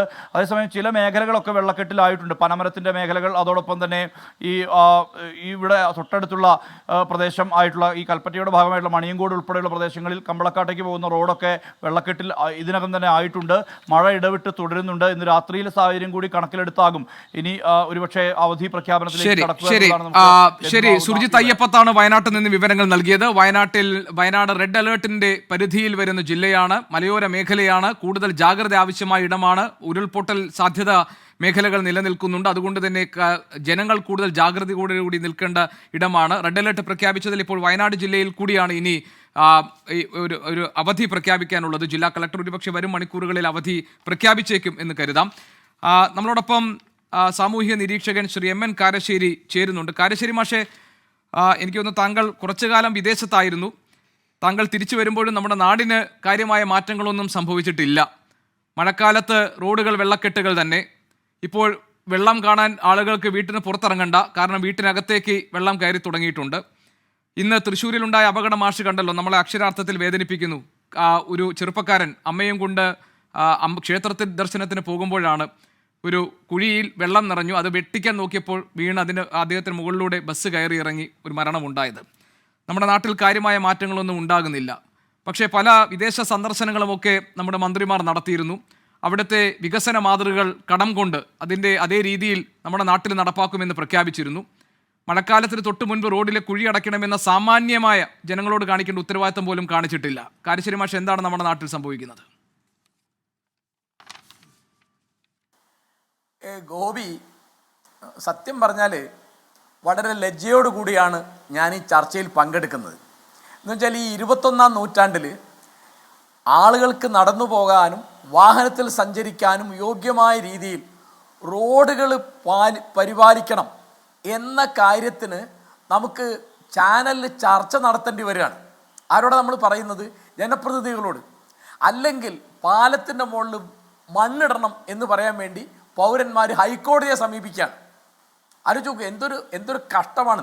അതായത് ഒരു വനത്തിൽ ഉള്ളതിലധികം അരക്ഷിതരാണ് റോട്ടിൽ നമ്മുടെ ജനങ്ങൾ. ഇപ്പോൾ അമിത വേഗത കേരളത്തിലൊരു സാധാരണ കാര്യമാണല്ലോ. മദ്യപിച്ച് വണ്ടി ഓടിക്കുക ഒരു സാധാരണ കാര്യമാണല്ലോ. ഇപ്പോൾ ഞാനൊരു ഉദാഹരണം പറയാം. ഞാനിപ്പോൾ 6 മാസം ലണ്ടനിലായിരുന്നു. അവിടെ ഏറ്റവും പ്രധാനപ്പെട്ട നഗരഭാഗങ്ങളിലൊന്നും 20 മൈൽ സ്പീഡിൽ ഒരു വാഹനം ഓടിക്കാൻ പാടില്ല. ബസ്സോ കാറോ സ്കൂട്ടറോ ഒന്നും ഓടിക്കാൻ പാടില്ല. 20 മൈലാണ് അതിൻ്റെ സ്പീഡ് എന്ന് പറയുന്നത്. പിന്നെ അവിടെ ഹോൺ അടിക്കാൻ പാടില്ല. ഹോൺ അടിക്കുന്ന ആരാണ്? പോലീസ് അല്ലെങ്കിൽ ആംബുലൻസ്. വേറെ ആരും ഹോൺ അടിക്കില്ല. ഹോൺ അടിക്കേണ്ട ആവശ്യമില്ല. ഈ തരത്തിൽ മനുഷ്യജീവന് യാതൊരു വിലയില്ലാത്തൊരു സ്ഥലമാണ് നമ്മുടെ നാട് എന്ന് ഈ നാടിൽ നിന്ന് പുറത്തു പോയ ആർക്കും മനസ്സിലാവും. എങ്ങനെയാണ് ഇപ്പോൾ ആലോചിച്ച് നോക്കൂ. ഒരു സൈഡ് കൊടുക്കാത്തതിന് വണ്ടി ഇടിച്ചു കൊല്ലുക, ഗേറ്റ് തുറക്കാൻ വൈകിയതിന് ഗേറ്റ് മാനെ കാറിടിച്ചു കൊല്ലുക, ഇതൊക്കെ ഈ നാട്ടിലെ സാധാരണ സംഭവങ്ങളാണെന്നേ. ഇപ്പോൾ വന്യമൃഗങ്ങൾ ചെയ്യുന്നതിനേക്കാളും ക്രൂരമായിട്ടാണ് നമ്മുടെ ആളുകൾ ബസ് ഓടുന്നതിനൊക്കെ സ്പീഡ് എത്രയാണെന്ന്, എന്ത് കാര്യത്തിലാണ് എങ്ങോട്ടാണ് പോകുന്നതെന്ന് അറിയില്ല. ഇത് പറയാൻ പാടില്ല. ഇപ്പോൾ ഇതിൻ്റെ ഏറ്റവും വലിയ കഷ്ടം എന്താണെന്ന് വിചാരിച്ചാൽ, ഇപ്പോൾ കോഴിക്കോട്ട്, ഞാൻ കോഴിക്കോട്ടുകാരനാണ്. അപ്പോൾ ഇവിടെ കുറച്ച് മുമ്പ് ഓവുചാല് കീറിയപ്പോൾ അത് സമയത്ത് അടയ്ക്കാത്തത് കൊണ്ട് 2-3 പേര് അതിൽ വീണ് മരിച്ചു സന്ധ്യാസമയത്തൊക്കെ. കാരണം അത് മൂടണം എന്നില്ല. ഇപ്പം നമ്മുടെ ചർച്ചയ്ക്കുള്ള കുഴപ്പം എന്താണെന്ന് വെച്ചാൽ, ഇപ്പോൾ കോഴിക്കോട് കോർപ്പറേഷൻ LDF ആണ് ഭരിക്കുന്നതെങ്കിൽ ഭരണമുന്നണിക്ക് യാതൊരു തെറ്റും പറ്റിയിട്ടില്ല എന്ന് LDFകാരും, അത് UDF ആണെങ്കിൽ UDFനൊരു തെറ്റും പറ്റില്ല എന്ന് UDFകാരും പറയും. ഇതൊരു പൊതു പ്രശ്നമാണ്. ഇത് പാർട്ടികൾ തമ്മിൽ മത്സരിക്കേണ്ട ഒരു കാര്യമല്ല. ഇന്നിപ്പോൾ പൂങ്കുന്നത്ത് ആ 22-കാരൻ പാവം മനുഷ്യൻ മരിച്ചുപോയി. അദ്ദേഹത്തിൻ്റെ അമ്മ സീരിയസ് ആയിട്ട് ഹോസ്പിറ്റലിൽ കിടക്കുകയാണ്. അതിനകത്ത് രാഷ്ട്രീയമോ ജാതിയോ മതമോ മുന്നണിയോ ഒന്നുമില്ല. ഇത് നമ്മുടെ പൊതു കാര്യമാണ് എന്ന് നമ്മുടെ രാഷ്ട്രീയക്കാർക്ക് ആർക്കും മനസ്സിലാവുന്നില്ല. ഇപ്പോൾ തിരുവനന്തപുരം കോർപ്പറേഷനിൽ ഇങ്ങനെ വല്ലതും ഉണ്ടായാൽ അത് LDF ഭരിക്കുകയാണെങ്കിൽ LDFകാരൊക്കെ അത് മേയറുടെ കുറ്റമല്ല, അല്ലെങ്കിൽ കൗൺസിലറുടെ കുറ്റമല്ല, അത് വന്ന ആളുടെ കുറ്റമാണ്, നിന്ന ആളുടെ കുറ്റമാണ്, പോയ ആളുടെ കുറ്റമാണ് എന്ന് പറയും. എല്ലാ പാർട്ടിക്കാരും ഇങ്ങനെയാണ്. അപ്പോൾ വേറെ ഒരാളെ കുറ്റപ്പെടുത്തുന്നതിന് പകരം അവനവൻ്റെ കുറ്റം എന്താണ്, അവനവൻ്റെ കുറവെന്താണ്, നമ്മൾ മനുഷ്യജീവനെ രക്ഷിക്കാൻ വേണ്ടി എന്ത് ചെയ്യണം എന്ന് ആലോചിക്കുന്ന പണി നമ്മുടെ രാഷ്ട്രീയത്തിലില്ല. ഇവിടെ ഇപ്പം മിക്ക കാര്യങ്ങൾ എന്തെങ്കിലും ഒരു കാര്യം പറയണമെങ്കിൽ നമ്മൾ കോടതി പോകണം, എന്നിട്ട് കോടതി പറയണം. ഇവിടെ പഞ്ചായത്ത്, ഞാൻ ഏതെങ്കിലും ഒരു പാർട്ടിയെ ഉദ്ദേശിച്ചോ ഒരു മുന്നണിയെ ഉദ്ദേശിച്ചല്ല പറയുന്നത്. ഏത് മുന്നണി ഭരിക്കുമ്പോഴും, ഏത് പാർട്ടി ഭരിക്കുമ്പോഴും, ഏത് പാർട്ടിയുടെ മേയർ ഇരിക്കുമ്പോഴും, മുനിസിപ്പൽ ചെയർപേഴ്സൺ ഇരിക്കുമ്പോഴും, പഞ്ചായത്ത് പ്രസിഡന്റ് ഇരിക്കുമ്പോഴും ഒക്കെ തന്നെ സ്ഥിതി. അതായത് റോഡിനെ പറ്റിയോ ഇപ്പോൾ ആലോചിച്ച് നോക്കൂ. 18-ാം നൂറ്റാണ്ടിൽ തിരുവിതാംകൂർ ഭരിച്ചിരുന്ന രാജാവാണ് മാർത്താണ്ഡവർമ്മ. അദ്ദേഹത്തിൻ്റെ പ്രസിദ്ധികളിലൊന്ന് അദ്ദേഹം നന്നായിട്ട് റോഡ് നിരത്ത് പരിപാലിച്ചു എന്നുള്ളതാണ്. ഇവിടെ കടന്നു വന്ന 1766 വന്ന മൈസൂർ രാജാക്കന്മാർ, മലബാറിലേക്ക് വന്ന ടിപ്പു, അദ്ദേഹത്തിൻ്റെ റോഡിൻ്റെ കാര്യത്തിൽ വലിയ ശ്രദ്ധ. എന്താ കാരണം? അദ്ദേഹത്തിൻ്റെ പടനീക്കത്തിന് റോഡ് വേണം. പിന്നീട് വന്ന ബ്രിട്ടീഷുകാർ വളരെ ശ്രദ്ധിച്ചു, റെയിൽ ഉണ്ടാക്കാനും റോഡ് ഉണ്ടാക്കാനൊക്കെ. ഇത് കഴിഞ്ഞ് ജനാധിപത്യത്തിൻ്റെ കാലം വരുമ്പോൾ ഏറ്റവും പ്രധാനം ജനങ്ങളുടെ ജീവനാണ്, അവരുടെ ആയുസ്, അവരുടെ ആരോഗ്യം, അവരുടെ സ്വസ്ഥത. ഇതൊരു പ്രശ്നം. ഇപ്പോൾ കള്ളു കുടിച്ച് വണ്ടി ഓടിക്കുക. ഇവിടുത്തെ ഒരു IAS ഓഫീസർ കള്ളു കുടിച്ച് വണ്ടി ഓടിച്ചതിൻ്റെ കേസ് എന്തായി ആലോചിച്ച് നോക്കൂ. IAS ഓഫീസറാണ്, IAS ഓഫീസർ. അദ്ദേഹം കള്ളു കുടിച്ച് വണ്ടി ഓടിച്ച് ഒരു പത്രപ്രവർത്തകൻ്റെ മരണത്തിനിടയാക്കി. അത് പ്രശ്നമില്ല. കാരണം രാഷ്ട്രീയമാക്കും. അപ്പോഴേക്ക് ഒന്നുകിൽ നിങ്ങൾക്കൊരു പാർട്ടി ഉണ്ടാവും, അല്ലെങ്കിൽ നിങ്ങൾക്കൊരു മതം ഉണ്ടാവും, അല്ലെങ്കിൽ ഒരു ജാതി ഉണ്ടാവും, അല്ലെങ്കിൽ നിങ്ങൾക്ക് കുറച്ച് കൂട്ടുകാരുണ്ടാവും. അപ്പോൾ ഏതാൾക്കും ഇതൊക്കെ പൊതു കാര്യങ്ങളാണെന്നേ. അപ്പോൾ റോഡ് പടർന്നു പോകുന്നു, പാലം തകർന്നു വീഴുന്നു, കുണ്ടിൽ വീണ് ബസ് യാത്രക്കാരനോ സ്കൂട്ടർ യാത്രക്കാരനോ മരിക്കുന്നു, അല്ലെങ്കിൽ ഓവുചാൽ അടയ്ക്കാത്തതുകൊണ്ട് വഴിയാത്രക്കാരൻ മരിക്കുന്നു. ഇതൊക്കെ വളരെ, അതായത് ഇവിടെ ഇപ്പം എപ്പോഴും കേരളത്തിലെവിടെയും ബസ്സുകാരാണെങ്കിലും കാറുകാരാണെങ്കിലും ഒക്കെ അവരുടെ മികവ് മുഴുവൻ കാണിക്കുക അതിൻ്റെ വേഗതയിലാണ്. റോഡ് നിയമങ്ങൾ പാലിക്കുന്നതിലല്ല അത് ലംഘിക്കുന്നതിലാണ് മിടുക്കുന്ന വിചാരിക്കുക. അപ്പോൾ ഒന്നും വേണ്ട, നമ്മുടെ ഓട്ടോറിക്ഷ ഡ്രൈവർമാർ ഒരു ചെറിയ കാര്യമാണ് പറഞ്ഞത്. പോലീസിനെ കാണുമ്പോൾ ഇടാൻ വേണ്ടിയിട്ട് കാക്കി കുപ്പായം വണ്ടിയിൽ വെച്ചേക്കും, പോലീസിനെ കാണുമ്പോൾ ഇടുക. അത് നേരത്തെ ഇട്ട് ഇറങ്ങിയാൽ എന്താ തിരക്കിട്ടുള്ളത്? ചെറിയൊരു കാര്യം. അങ്ങനെ റോഡ് നിയമങ്ങൾ ലംഘിക്കുക എന്നുള്ളത് അവനവൻ്റെ മിടുക്കിൻ്റെ, അവനവൻ്റെ സാമർഥ്യത്തിൻ്റെ ജനാധിപത്യ അവകാശമായിട്ട് കൊണ്ടു നടക്കുകയാണ്. അല്ല കാരശ്ശേരി പക്ഷേ ഇപ്പൊ സാധാരണ ഇതേപോലത്തെയുള്ള വിമർശനങ്ങൾ ഉന്നയിക്കുമ്പോൾ ഇപ്പൊ പല വിദഗ്ധരും നമ്മുടെ ചർച്ചകളിൽ പങ്കെടുക്കുമ്പോൾ പറയാറുള്ളത് എല്ലാം ഇങ്ങനെ അധികാരികളുടെയോ അധികൃതരുടെയോ തലയിൽ കെട്ടിവെക്കരുത്. കുറെ പൗരബോധമുള്ള ജനങ്ങൾ, സമൂഹം പൗരബോധത്തോടു കൂടി വേണം പെരുമാറാൻ. അതുകൊണ്ട് ഈ വൃത്തിയുടെ കാര്യത്തിൽ, അതുപോലെ മര്യാദയുടെ കാര്യത്തിൽ, അതുപോലെ നിയമ പാലനത്തിന്റെ കാര്യത്തിൽ ഇതിലൊക്കെ സമൂഹത്തിന്റെ ഭാഗത്ത് നിന്നുകൂടി ഒരു ശ്രദ്ധയും ഒരു ഇടപെടലും വേണം. ഇപ്പോൾ നമ്മൾ നമ്മുടെ അയൽ രാജ്യങ്ങളെക്കുറിച്ചും അല്ലെങ്കിൽ വിദേശ രാജ്യങ്ങളെക്കുറിച്ചൊക്കെ പറയുമ്പോൾ അവിടുത്തെ ജനങ്ങൾ അതിനനുസരിച്ച് ഉയർന്ന് പ്രവർത്തിക്കുന്നവരാണ് എന്ന് ചില വിദഗ്ധരെങ്കിലും ഈ ഇത്തരം ചർച്ചകളിൽ അഭിപ്രായം പറയാറുണ്ട്. പക്ഷേ മാഷ് ഇവിടെ ഈ വയനാട്ടിൽ മാഷ് കണ്ടല്ലോ, ചൂരൽമലയിൽ ഇന്നലെ പ്രതിഷേധിച്ച ആളുകൾ, അതിൽ 6 പേർക്കെതിരെ മേപ്പാടി പോലീസ് കേസെടുത്തിട്ടുണ്ട്. അവർ വില്ലേജ് ഓഫീസറെ കയ്യേറ്റം ചെയ്തു, വാഹനങ്ങൾ തകർക്കാൻ ആക്രമിച്ചു എന്നതാണ് അവർക്കെതിരെയുള്ള കുറ്റം. അവർ പറഞ്ഞത് അവരുടെ പുനരധിവാസം ഇതുവരെ നടപ്പാക്കിയിട്ടില്ല, സർക്കാർ ഇതുവരെ ഒന്നും ചെയ്തിട്ടില്ല, സുരക്ഷിതമായ മേഖലകൾ കണ്ടെത്തി തിരിക്കുന്ന ആ പ്രക്രിയ അത് അശാസ്ത്രീയമായിരുന്നു, ഞങ്ങൾക്ക് വേണ്ടി പിരിച്ചെടുത്ത പണമൊക്കെ എന്ത് ചെയ്തു എന്ന് നാട്ടുകാർ ഉച്ചത്തിൽ ചോദിച്ചതാണ് നമ്മൾ ഇന്നലെ കണ്ടത്. 6 പേർക്കെതിരെ കേസ് വന്നിട്ടുണ്ട്. മാഷേ, അല്ലേ ഞാൻ പറഞ്ഞത്, ദുരിതാശ്വാസ സമയത്ത് കിട്ടണം എന്ന് പറഞ്ഞ് സമരം ചെയ്യുന്ന ഒരു അവസ്ഥയുണ്ട് ഇവിടെ. അത് ആലോചിച്ചാൽ മതി. ഇപ്പോൾ ജനങ്ങളുടെ പൗരബോധമില്ലായ്മ എന്നുള്ളത് തീർച്ചയായിട്ടും നമ്മൾ ചർച്ച ചെയ്യേണ്ട ഒരു വിഷയം തന്നെയാണ്. പക്ഷേ റോഡിൽ കുഴി അടക്കുന്ന ജനങ്ങളല്ലല്ലോ, അത് മുനിസിപ്പാലിറ്റി അല്ലേ, അല്ലെ കോർപ്പറേഷൻ അല്ലേ, അല്ലെ പഞ്ചായത്തല്ലേ. ഇതുപോലെ പോലീസുകാർ ട്രാഫിക് നിയമങ്ങൾ ലംഘിക്കുന്നുണ്ടോ, സ്കൂട്ടർ യാത്രക്കാരൻ അങ്ങനെ ചെയ്യുന്നുണ്ടോ, ഇതിലൊക്കെ എത്രയാണ്, ഞാൻ എല്ലാവരെയും ആക്ഷേപിച്ച് പറയല്ല, ഇതൊക്കെ കൈക്കൂലി കൊണ്ട് നികന്നു പോകുന്ന കാര്യങ്ങളാണ്. ഇപ്പോൾ ചൂരൽമലയിൽ കേസെടുത്തു എന്ന് പറയുന്നത് സത്യത്തിൽ നമ്മുടെ ജനാധിപത്യം എത്ര ദുർബലമാണ് എന്ന് കാണിക്കുന്ന ഒരു കാര്യമാണ്. കാരണം ജനങ്ങൾ അതിനുവേണ്ടി സമരം ചെയ്യേണ്ടി വരിക എന്ന് പറഞ്ഞാൽ പിന്നെ എന്ത് ഭരണ നാട്ടിലുള്ളത്? ആരോടാ ഇവർ പറയുന്നത്? അവിടെ ഉരുൾപൊട്ടിയിട്ട് വീട് ഒലിച്ചുപോയി, നാട് ഒലിച്ചുപോയി, ഒന്നുമില്ലാതെ ആകാശം ഭൂമി ഇല്ലാത്ത വന്ന ഒരു കൂട്ടർ സമരം ചെയ്യേണ്ടടുത്ത് എത്തിച്ചു എന്നുള്ളതിൽ കുറ്റല്ലേ? അപ്പോൾ നമ്മൾ സാമാന്യമായി ആദ്യം നമ്മൾ പറയേണ്ടത് അധികാരികളുടെ കാര്യമാണ്. കാരണം ജനങ്ങളുടെ പൗരബോധം അവരെ ബോധവൽക്കരിക്കേണ്ടത് ആവശ്യമാണ്, ജനങ്ങൾക്ക് ബോധം ഉണ്ടാവണം. അപ്പം ഞാൻ ചോദിക്കട്ടെ ഗോപികൃഷ്ണ, നമ്മുടെ ഏതെങ്കിലും ഒരു നഗരത്തിൽ അല്ലെങ്കിൽ ഒരു ഗ്രാമത്തിൽ ഒരു പെൺകുട്ടിക്ക് അല്ലെങ്കിൽ ഒരു ആൺകുട്ടിക്ക് LP ക്ലാസ്സിലോ UP ക്ലാസ്സിലോ പഠിക്കുന്ന ഒരു കുട്ടിക്ക് ഒറ്റയ്ക്ക് നടന്നു പോകാൻ സാധിക്കുമോ? ധൈര്യം ഉണ്ടാവില്ല. കാരണം ഒരു സ്കൂട്ടർ വരാം, ഒരു ഓട്ടോറിക്ഷ വരാം, ഒരു ബസ് വരാം, ഈ കുഞ്ഞായാലും നടന്നു പോകുന്നതിന് ശ്രദ്ധിക്കില്ല. അപ്പം എല്ലാവരും എന്താ ചെയ്യുന്നത്? കൂട്ടം കെട്ടിയിട്ട് 10-30 കുട്ടികൾ ഒരു ഓട്ടോറിക്ഷയെ കൊണ്ടുപോവാണ്. കാരണം നടന്നു പോകാവുന്ന തരത്തിലുള്ള ഒരു സുരക്ഷിതത്വം നമ്മുടെ റോഡുകളിലില്ല.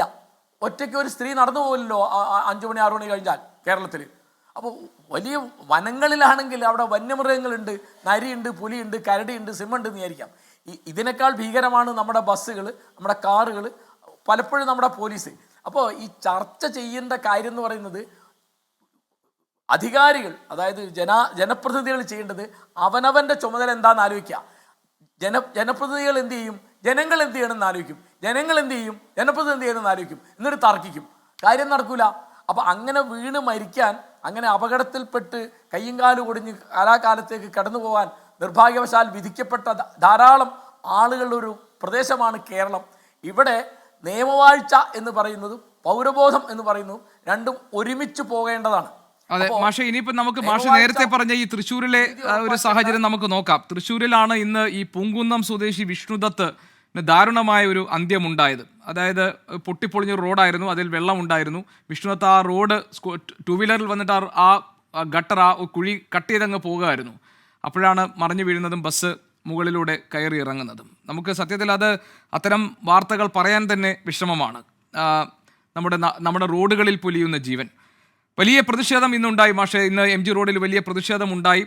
പ്രതിപക്ഷാംഗങ്ങൾ നഗരസഭയെ, കോർപ്പറേഷനെ കുറ്റപ്പെടുത്തി. നേരത്തെ തന്നെ പലതവണ അവിടുത്തെ നാട്ടുകാർ ആവശ്യപ്പെട്ടതാണ് ഇങ്ങനെ കുഴി അടയ്ക്കണം, മഴ വരുന്നുണ്ടെന്നറിയാം, വലിയ മഴയായിരിക്കുമെന്നറിയാം, പക്ഷെ ഒന്നും ചെയ്തില്ല എന്നുള്ളതാണ് അവരുടെ ആരോപണം. ഏതായാലും അവരിന്ന് ഈ ചർച്ചയിൽ പങ്കെടുക്കാനുണ്ട്. ശ്രീ ഉല്ലാസ് ബാബു അടക്കമുള്ളവർ, ശ്രീ രാജൻ പല്ലൻ, ഒപ്പം തന്നെ ശ്രീ ഷാജൻ എന്നിവരൊക്കെ ഈ ചർച്ചയിൽ പങ്കെടുക്കാനുണ്ട്.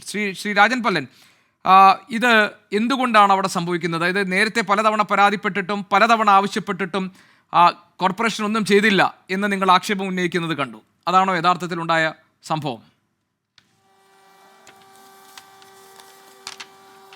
ഇവിടെ സംഭവിച്ചത്, ഇന്ന് നിർഭാഗ്യവശാൽ വിഷ്ണുദാസ് എന്ന് പറയുന്ന ഒരു ചെറുപ്പക്കാരൻ അമ്മയുമായി സ്കൂട്ടറിൽ വടക്കുനാഥ ക്ഷേത്രത്തിലേക്ക് തൊഴാൻ പോകുകയായിരുന്നു.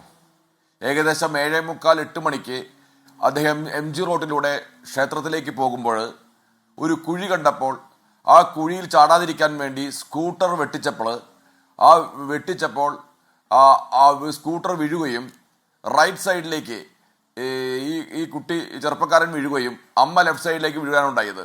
അപ്പോൾ തന്നെ ശരീരത്തിൻ്റെ വയറിൽ കൂടി ബസ് കയറി ഇറങ്ങി ആ സ്പോട്ടിൽ തന്നെ ആ ചെറുപ്പക്കാരൻ മരിച്ചു വീഴുന്ന സംഭവമാണ് ഉണ്ടായത്. ഇത് നേരത്തെ സാറ് പറഞ്ഞതുപോലെ ഒരു ഭരണപക്ഷം ഭരിക്കുമ്പോൾ പ്രതിപക്ഷം അതിനെ വിമർശിക്കുക, പ്രതിപക്ഷം ഭരിക്കുമ്പോൾ മറ്റൊരു വിമർശിക്കുക എന്നൊരു സാഹചര്യം ഇന്ന് കേരളത്തിലുണ്ട് എന്നുള്ളത് വസ്തുതയാണ്. പക്ഷേ അങ്ങനെ ഇരുന്നാൽ പോലും ഞാനൊരു കാര്യം പറയട്ടെ. തൃശ്ശൂർ കോർപ്പറേഷനിലെ റോഡുകളുടെ ശോചനീയാവസ്ഥയെക്കുറിച്ച് കോർപ്പറേഷൻ കൗൺസിലിൽ നിരന്തരമായി പറയുന്നു. പോലീസ് കോർപ്പറേഷൻ മേയർക്കും സെക്രട്ടറിക്കും രേഖാപ്രകാരം കത്ത് കൊടുക്കുന്നു, ബസ് ഓണേഴ്സ് കത്ത് കൊടുക്കുന്നു, ചേംബർ ഓഫ് കോമേഴ്സ് കത്ത് കൊടുക്കുന്നു, വ്യാപാരികൾ കത്ത് കൊടുക്കുന്നു, വിദ്യാർത്ഥികൾ കത്ത് കൊടുക്കുന്നു. റോഡുകളുടെ ശോചനീയാവസ്ഥയെക്കുറിച്ച് അപകടമുണ്ടാവുമെന്ന് മുന്നറിയിപ്പ് നൽകുന്നു. എന്നിട്ടും എന്തുകൊണ്ട് തൃശ്ശൂർ കോർപ്പറേഷൻ മേയറും സെക്രട്ടറിയും ബന്ധപ്പെട്ട കോർപ്പറേഷൻ എഞ്ചിനീയറും ഇത് പരിഹരിക്കുന്നില്ല എന്നുള്ളതാണ് ചോദ്യം. ഇത് നിരന്തരം കൗൺസിൽ പറയുന്നു. ഇനി സാമ്പത്തിക ശേഷിയുടെ കാര്യം പറയാം. 600-700 കോടി രൂപ അമൃതം പദ്ധതിയിൽ തൃശ്ശൂർ കോർപ്പറേഷൻ ലഭിച്ചിട്ടുണ്ട്. 300 കോടി രൂപയോളം നികുതി ഇനത്തിൽ കോർപ്പറേഷൻ ലഭിച്ചിട്ടുണ്ട്. പ്ലാൻ ഫണ്ടുമായി ബന്ധപ്പെട്ട് 250ഓളം കോടി രൂപ തൃശ്ശൂർ കോർപ്പറേഷൻ ലഭിച്ചിട്ടുണ്ട്. കോടിക്കണക്കിന് രൂപ തൃശ്ശൂർ കോർപ്പറേഷൻ ഇരിക്കുമ്പോൾ ഈ MG റോഡ് പോലെയുള്ള ഏറ്റവും പ്രധാനപ്പെട്ട തൃശ്ശൂർ പട്ടണത്തിലെ രാജവീതി പോലെയുള്ള ഏറ്റവും തിരക്കേറിയ MG റോഡിലെ കുഴികൾ പോലും അടയ്ക്കാൻ സാധിക്കുന്നില്ല എങ്കിൽ എന്ത് മറുപടിയാണ് ഇതിൽ പറയാനുള്ളത്? ഞാൻ നിങ്ങളോട് പറയുന്നു, ഇത് കേരളത്തിലെ, തൃശ്ശൂർ മാത്രമല്ല കേരളത്തിലെ ഇത്രയും പ്രവണതകൾ നിൽക്കണമെങ്കിൽ ബന്ധപ്പെട്ട അധികാരികളുടെ പേരിൽ ക്രിമിനൽ കേസെടുക്കണം, കൊലക്കുറ്റത്തിന് കേസെടുക്കണം, മേയറുടെ പേരിൽ കൊലക്കുറ്റത്തിന് കേസെടുക്കണം, സെക്രട്ടറിയുടെ പേരിൽ കൊലക്കുറ്റത്തിന് കേസെടുക്കണം, ബന്ധപ്പെട്ട കോർപ്പറേഷൻ എഞ്ചിനീയറുടെ പേരിൽ കൊലക്കുറ്റത്തിന് കേസെടുക്കണം. ഇത് ഇവിടെ പണമില്ലാഞ്ഞിട്ടല്ല, ടെൻഡർ വിളിക്കാഞ്ഞിട്ടല്ല, റോഡിന്റെ കുഴി കാണാഞ്ഞിരുന്നിട്ടല്ല. ഇത് കെടുകാര്യസ്ഥത, ഒറ്റ വാക്കട്ടെ, കെടുകാര്യസ്ഥത. ശരി, ശ്രീ ഉല്ലാസ് ബാബു, ഈ കോട്ടത്തറ പാലം കടന്ന് MG റോഡിലേക്ക് പോകുന്ന വഴിയിലാണല്ലേ ഈ അപകടം ഉണ്ടായത്? ശ്രീ ഉല്ലാസ് ബാബു, ഇത് ഈ വിഷ്ണുദത്തിന്റെ ഒരു മിനിറ്റ്, ശ്രീ ഉല്ലാസ് ബാബു, വിഷ്ണുദത്തിന്റെ മരണത്തിന് ഉത്തരവാദികൾ കോർപ്പറേഷനാണ് എന്ന് നിങ്ങൾ പറയുന്നത് എന്തുകൊണ്ടാണ്? അല്ല, അതിൽ ഗോപികൃഷ്ണൻ, നമ്മളൊരു കാര്യം മനസ്സിലാക്കേണ്ടത്, ഇതിലിപ്പോൾ CPM BJP കുറ്റപ്പെടുത്തിയുണ്ട്, BJP CPM കുറ്റപ്പെടുത്തിയുണ്ട്, കോൺഗ്രസിനെ BJP CPM പരസ്പരം അങ്ങോട്ടും ഇങ്ങോട്ടും കുറ്റപ്പെടുത്തി, കോൺഗ്രസ് BJP CPM കുറ്റപ്പെടുത്തലല്ല അതിനകത്ത്. നമ്മളൊരു കാര്യം മനസ്സിലാക്കേണ്ടത്, നമ്മൾ ഒരു അധികാരത്തിലിരിക്കുന്ന സമയത്ത്, അത് ഏത് രാഷ്ട്രീയ പാർട്ടി ആയിക്കോട്ടെ, അത് BJP ആയിക്കോട്ടെ, കോൺഗ്രസ് ആയിക്കോട്ടെ, CPM ആയിക്കോട്ടെ, ആ അധികാരത്തിലിരിക്കുന്ന വ്യക്തികളെ സംബന്ധിച്ചിടത്തോളം കുറച്ച് കാഴ്ചപ്പാട് ഉണ്ടാവണം. അത് പൊതു ആവശ്യത്തിന് നല്ലതാണ്. ഈ കാഴ്ചപ്പാടിൻ്റെ അടിസ്ഥാനത്തിലാണ് വികസനം ഉണ്ടാകുന്നതും നാടിൻ്റെ വ്യത്യസ്തമായ മേഖലകളെ വികസിപ്പിക്കുന്നു. അതിന് റോഡ് വികസനവും റോഡും തോടും പാലും പ്രധാന ഘടകമാണ്. അത് അതിലിപ്പോൾ രാഷ്ട്രീയക്കാർക്ക് മാത്രമല്ലോ നടക്കാൻ പറ്റും. ഒരു രാഷ്ട്രീയത്തിൽപ്പെട്ട അല്ലെങ്കിൽ ഭരിക്കുന്ന പാർട്ടിയിൽപ്പെട്ട ആളുകൾ മാത്രമല്ല പോകുന്നത്, രാഷ്ട്രീയമുള്ളവരും ഇല്ലാത്തവരൊക്കെ പോകുന്നില്ലേ.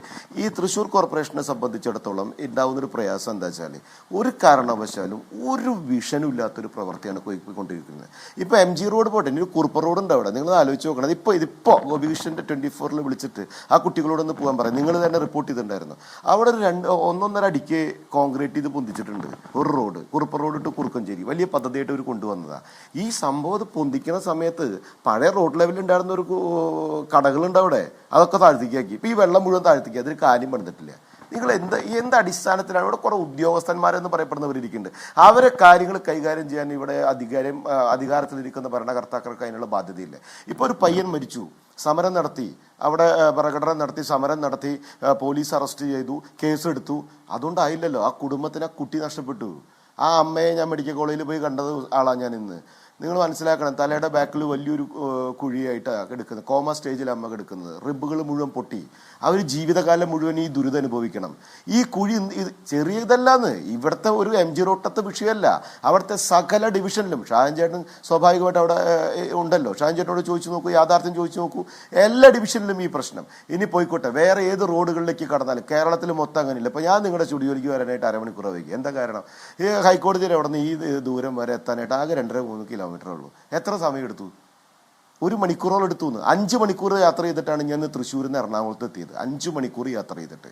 നിങ്ങൾ ആലോചിച്ചോ, ഇനി തിരിച്ച് 5 മണിക്കൂർ യാത്ര ചെയ്യണം. അപ്പോൾ 10 മണിക്കൂർ ഒരു ദിവസം യാത്ര ചെയ്യുക. എറണാകുളത്ത് വന്ന് എന്തെങ്കിലും കാര്യം നടത്തി പോകണമെന്നുണ്ടെങ്കിൽ തൊട്ടപ്പുറത്തല്ലേ, 1.5 മണിക്കൂർ 2 മണിക്കൂർ വരേണ്ട സ്ഥലമല്ലേ. അപ്പോൾ ഈ റോഡുകൾ മുഴുവൻ തോടുകളാവുക, റോഡുകൾ മുഴുവൻ കുഴിയാവുക. അത് ഒരു കാരണവശാലും അധികാരത്തിലിരിക്കുന്ന, അത് സർക്കാരായിക്കോട്ടെ, പഞ്ചായത്തായിക്കോട്ടെ, കോർപ്പറേഷൻ ആയിക്കോട്ടെ, അതിന്റെ കീഴിൽ പ്രവർത്തിക്കുന്ന ഈ എഞ്ചിനീയർമാർ, ഉല്ലാസ് ബാബു, ഞാൻ ഒരു കാര്യം ചോദിച്ചത്, ഇപ്പൊ താങ്കൾ പറഞ്ഞതുപോലെ ഇതില് രാഷ്ട്രീയത്തിനപ്പുറത്ത് ഭരണ നേതൃത്വത്തിലിരിക്കുന്ന ആളുകളുടെ അവരുടെ ദീർഘവീക്ഷണം, അവരുടെ ഉത്തരവാദിത്വം, ഇതൊക്കെയാണ് ഇതിലൂടെ പ്രകടമാകേണ്ടത്. ശരിയാണ്. ഞാൻ ചോദിക്കുന്നത്, ഈ കോർപ്പറേഷനകത്ത് നിങ്ങൾ പ്രതിപക്ഷ കൗൺസിലർമാരും ഭരണപക്ഷ കൗൺസിലർമാരും എല്ലാം അടങ്ങുന്ന ആ വേദിയിൽ ഇത് ഒരു പൊതുനന്മ ലക്ഷ്യമാക്കിയുള്ളതാണ്. മഴ വരാൻ പോകുന്നു, റോഡുകളിലെ കുഴികൾ അടയ്ക്കണം. മാത്രമല്ല ഈ ഭാഗം, പ്രത്യേകിച്ച് ഈ കോട്ടത്തറ പാലം കഴിഞ്ഞ് ഈ MG റോഡിലേക്ക് പോകുന്ന ആ ഭാഗങ്ങളിലൊക്കെയുള്ള കുഴി അത് മരണക്കുഴികളാണ് എന്നുവരെ പറഞ്ഞിരുന്നുവെന്നും എന്നിട്ടും ഒന്നും ചെയ്തില്ല എന്നാണോ നിങ്ങൾ പറയുന്നത്? അപ്പോൾ എന്തുകൊണ്ടാണ് നിരന്തരം ഇപ്പോൾ ഈ കോർപ്പറേഷനകത്ത് നിന്ന് കൗൺസിലർമാർ ആവശ്യപ്പെട്ടിട്ടും ഇതിലൊരു നടപടി ഉണ്ടാകാതെ പോയത്? എന്തുകൊണ്ടാണെന്നാണ് നിങ്ങൾ സംശയിക്കുന്നത്? ഗോപികൃഷ്ണൻ, ഇത് ഇന്നലും തുടങ്ങിയതൊന്നുമല്ല. വർഷങ്ങളായിട്ട് ഈ വിഷയങ്ങളുണ്ട്. ഞാൻ ചോദിക്കട്ടെ, ഈ മഴക്കാലം എന്ന് പറയപ്പെടുന്നത് നമ്മൾ ആദ്യമായിട്ട് വരണതാ? കർക്കിടക മാസം ഇടവമാസം ഒക്കെ ആദ്യമായിട്ട് വരണതാ? അല്ലല്ലോ. ഇത് എല്ലാ വർഷവും വരണതല്ലേ.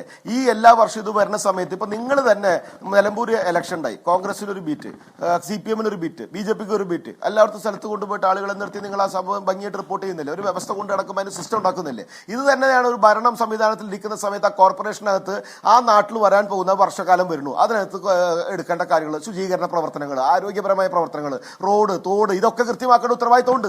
ഈ ഉത്തരവാദിത്തം ഇല്ലാണ്ട് ഇങ്ങനെ കറങ്ങി തിരിഞ്ഞ് നടന്നുകൊണ്ട് വല്ല കാര്യമുണ്ടോ? ഈ പ്രതിപക്ഷ കൗൺസിലർമാരും ഭരണപക്ഷ കൗൺസിലർമാരുടെ സ്ഥലങ്ങളിൽ ചൂവും ചേലായിട്ട് കാര്യങ്ങൾ നടക്കുന്നില്ലെന്ന് ഈ കൗൺസിലർമാർ ഇത് പറയുന്ന സമയത്ത് ഉത്തരവാദിത്വത്തോടു കൂടി ഇത് കൈകാര്യം ചെയ്യുന്നില്ലെങ്കിൽ പരാജയം എന്നല്ലാതെ എന്താണ് അതിന് ചെയ്യേണ്ടത്?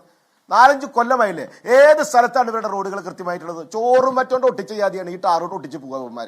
ഈ കോൺട്രാക്ടർമാരെ ഒന്ന് നിലയ്ക്ക് നിർത്താൻ ഇവർക്ക് ആർക്കും സാധിച്ചിട്ടുണ്ടോ? ഇനി അവരോട് പോയി ചോദിച്ചാലോ, പകുതി എണ്ണത്തിന് കാശ് കിട്ടിയിട്ടുണ്ടാവില്ല. അത് മൊത്തം പഞ്ചായത്തുകളിലും ഈ പ്രയാസങ്ങളുണ്ട്. കോൺട്രാക്ടർമാർ പണിയെടുത്തിട്ടുണ്ടാവും, അത് കൃത്യമായിട്ട് വന്ന് ചെയ്യില്ല, അത് പകുതി പണിതിടും. നിങ്ങളൊന്ന് ആലോചിച്ച് നോക്കുന്നത്, പുഴയ്ക്കൽ എന്ന് പറഞ്ഞ പ്രധാനപ്പെട്ട കോഴിക്കോട് റോഡ് കിടക്കുന്നുണ്ട്, ഈ ചാലക്കുടി ഏരിയ കിടക്കുന്നുണ്ട്. ഇവിടെയൊക്കെ സാഹചര്യങ്ങൾ എന്താണ്? ഇവരിതൊന്നും അറിയാതെയാണോ? ഇനി ഒരു മെയിൻ റോഡ് പൊളിച്ചിട്ടുണ്ടെങ്കിൽ എന്ത് ബോധത്തിലാണെന്നറിയില്ല, അതിന്റെ സബായിട്ട് പോകുന്ന 4-5 വഴികളുണ്ടാവും. ആ വഴികൾ മുഴുവൻ പൊളിച്ചിടും.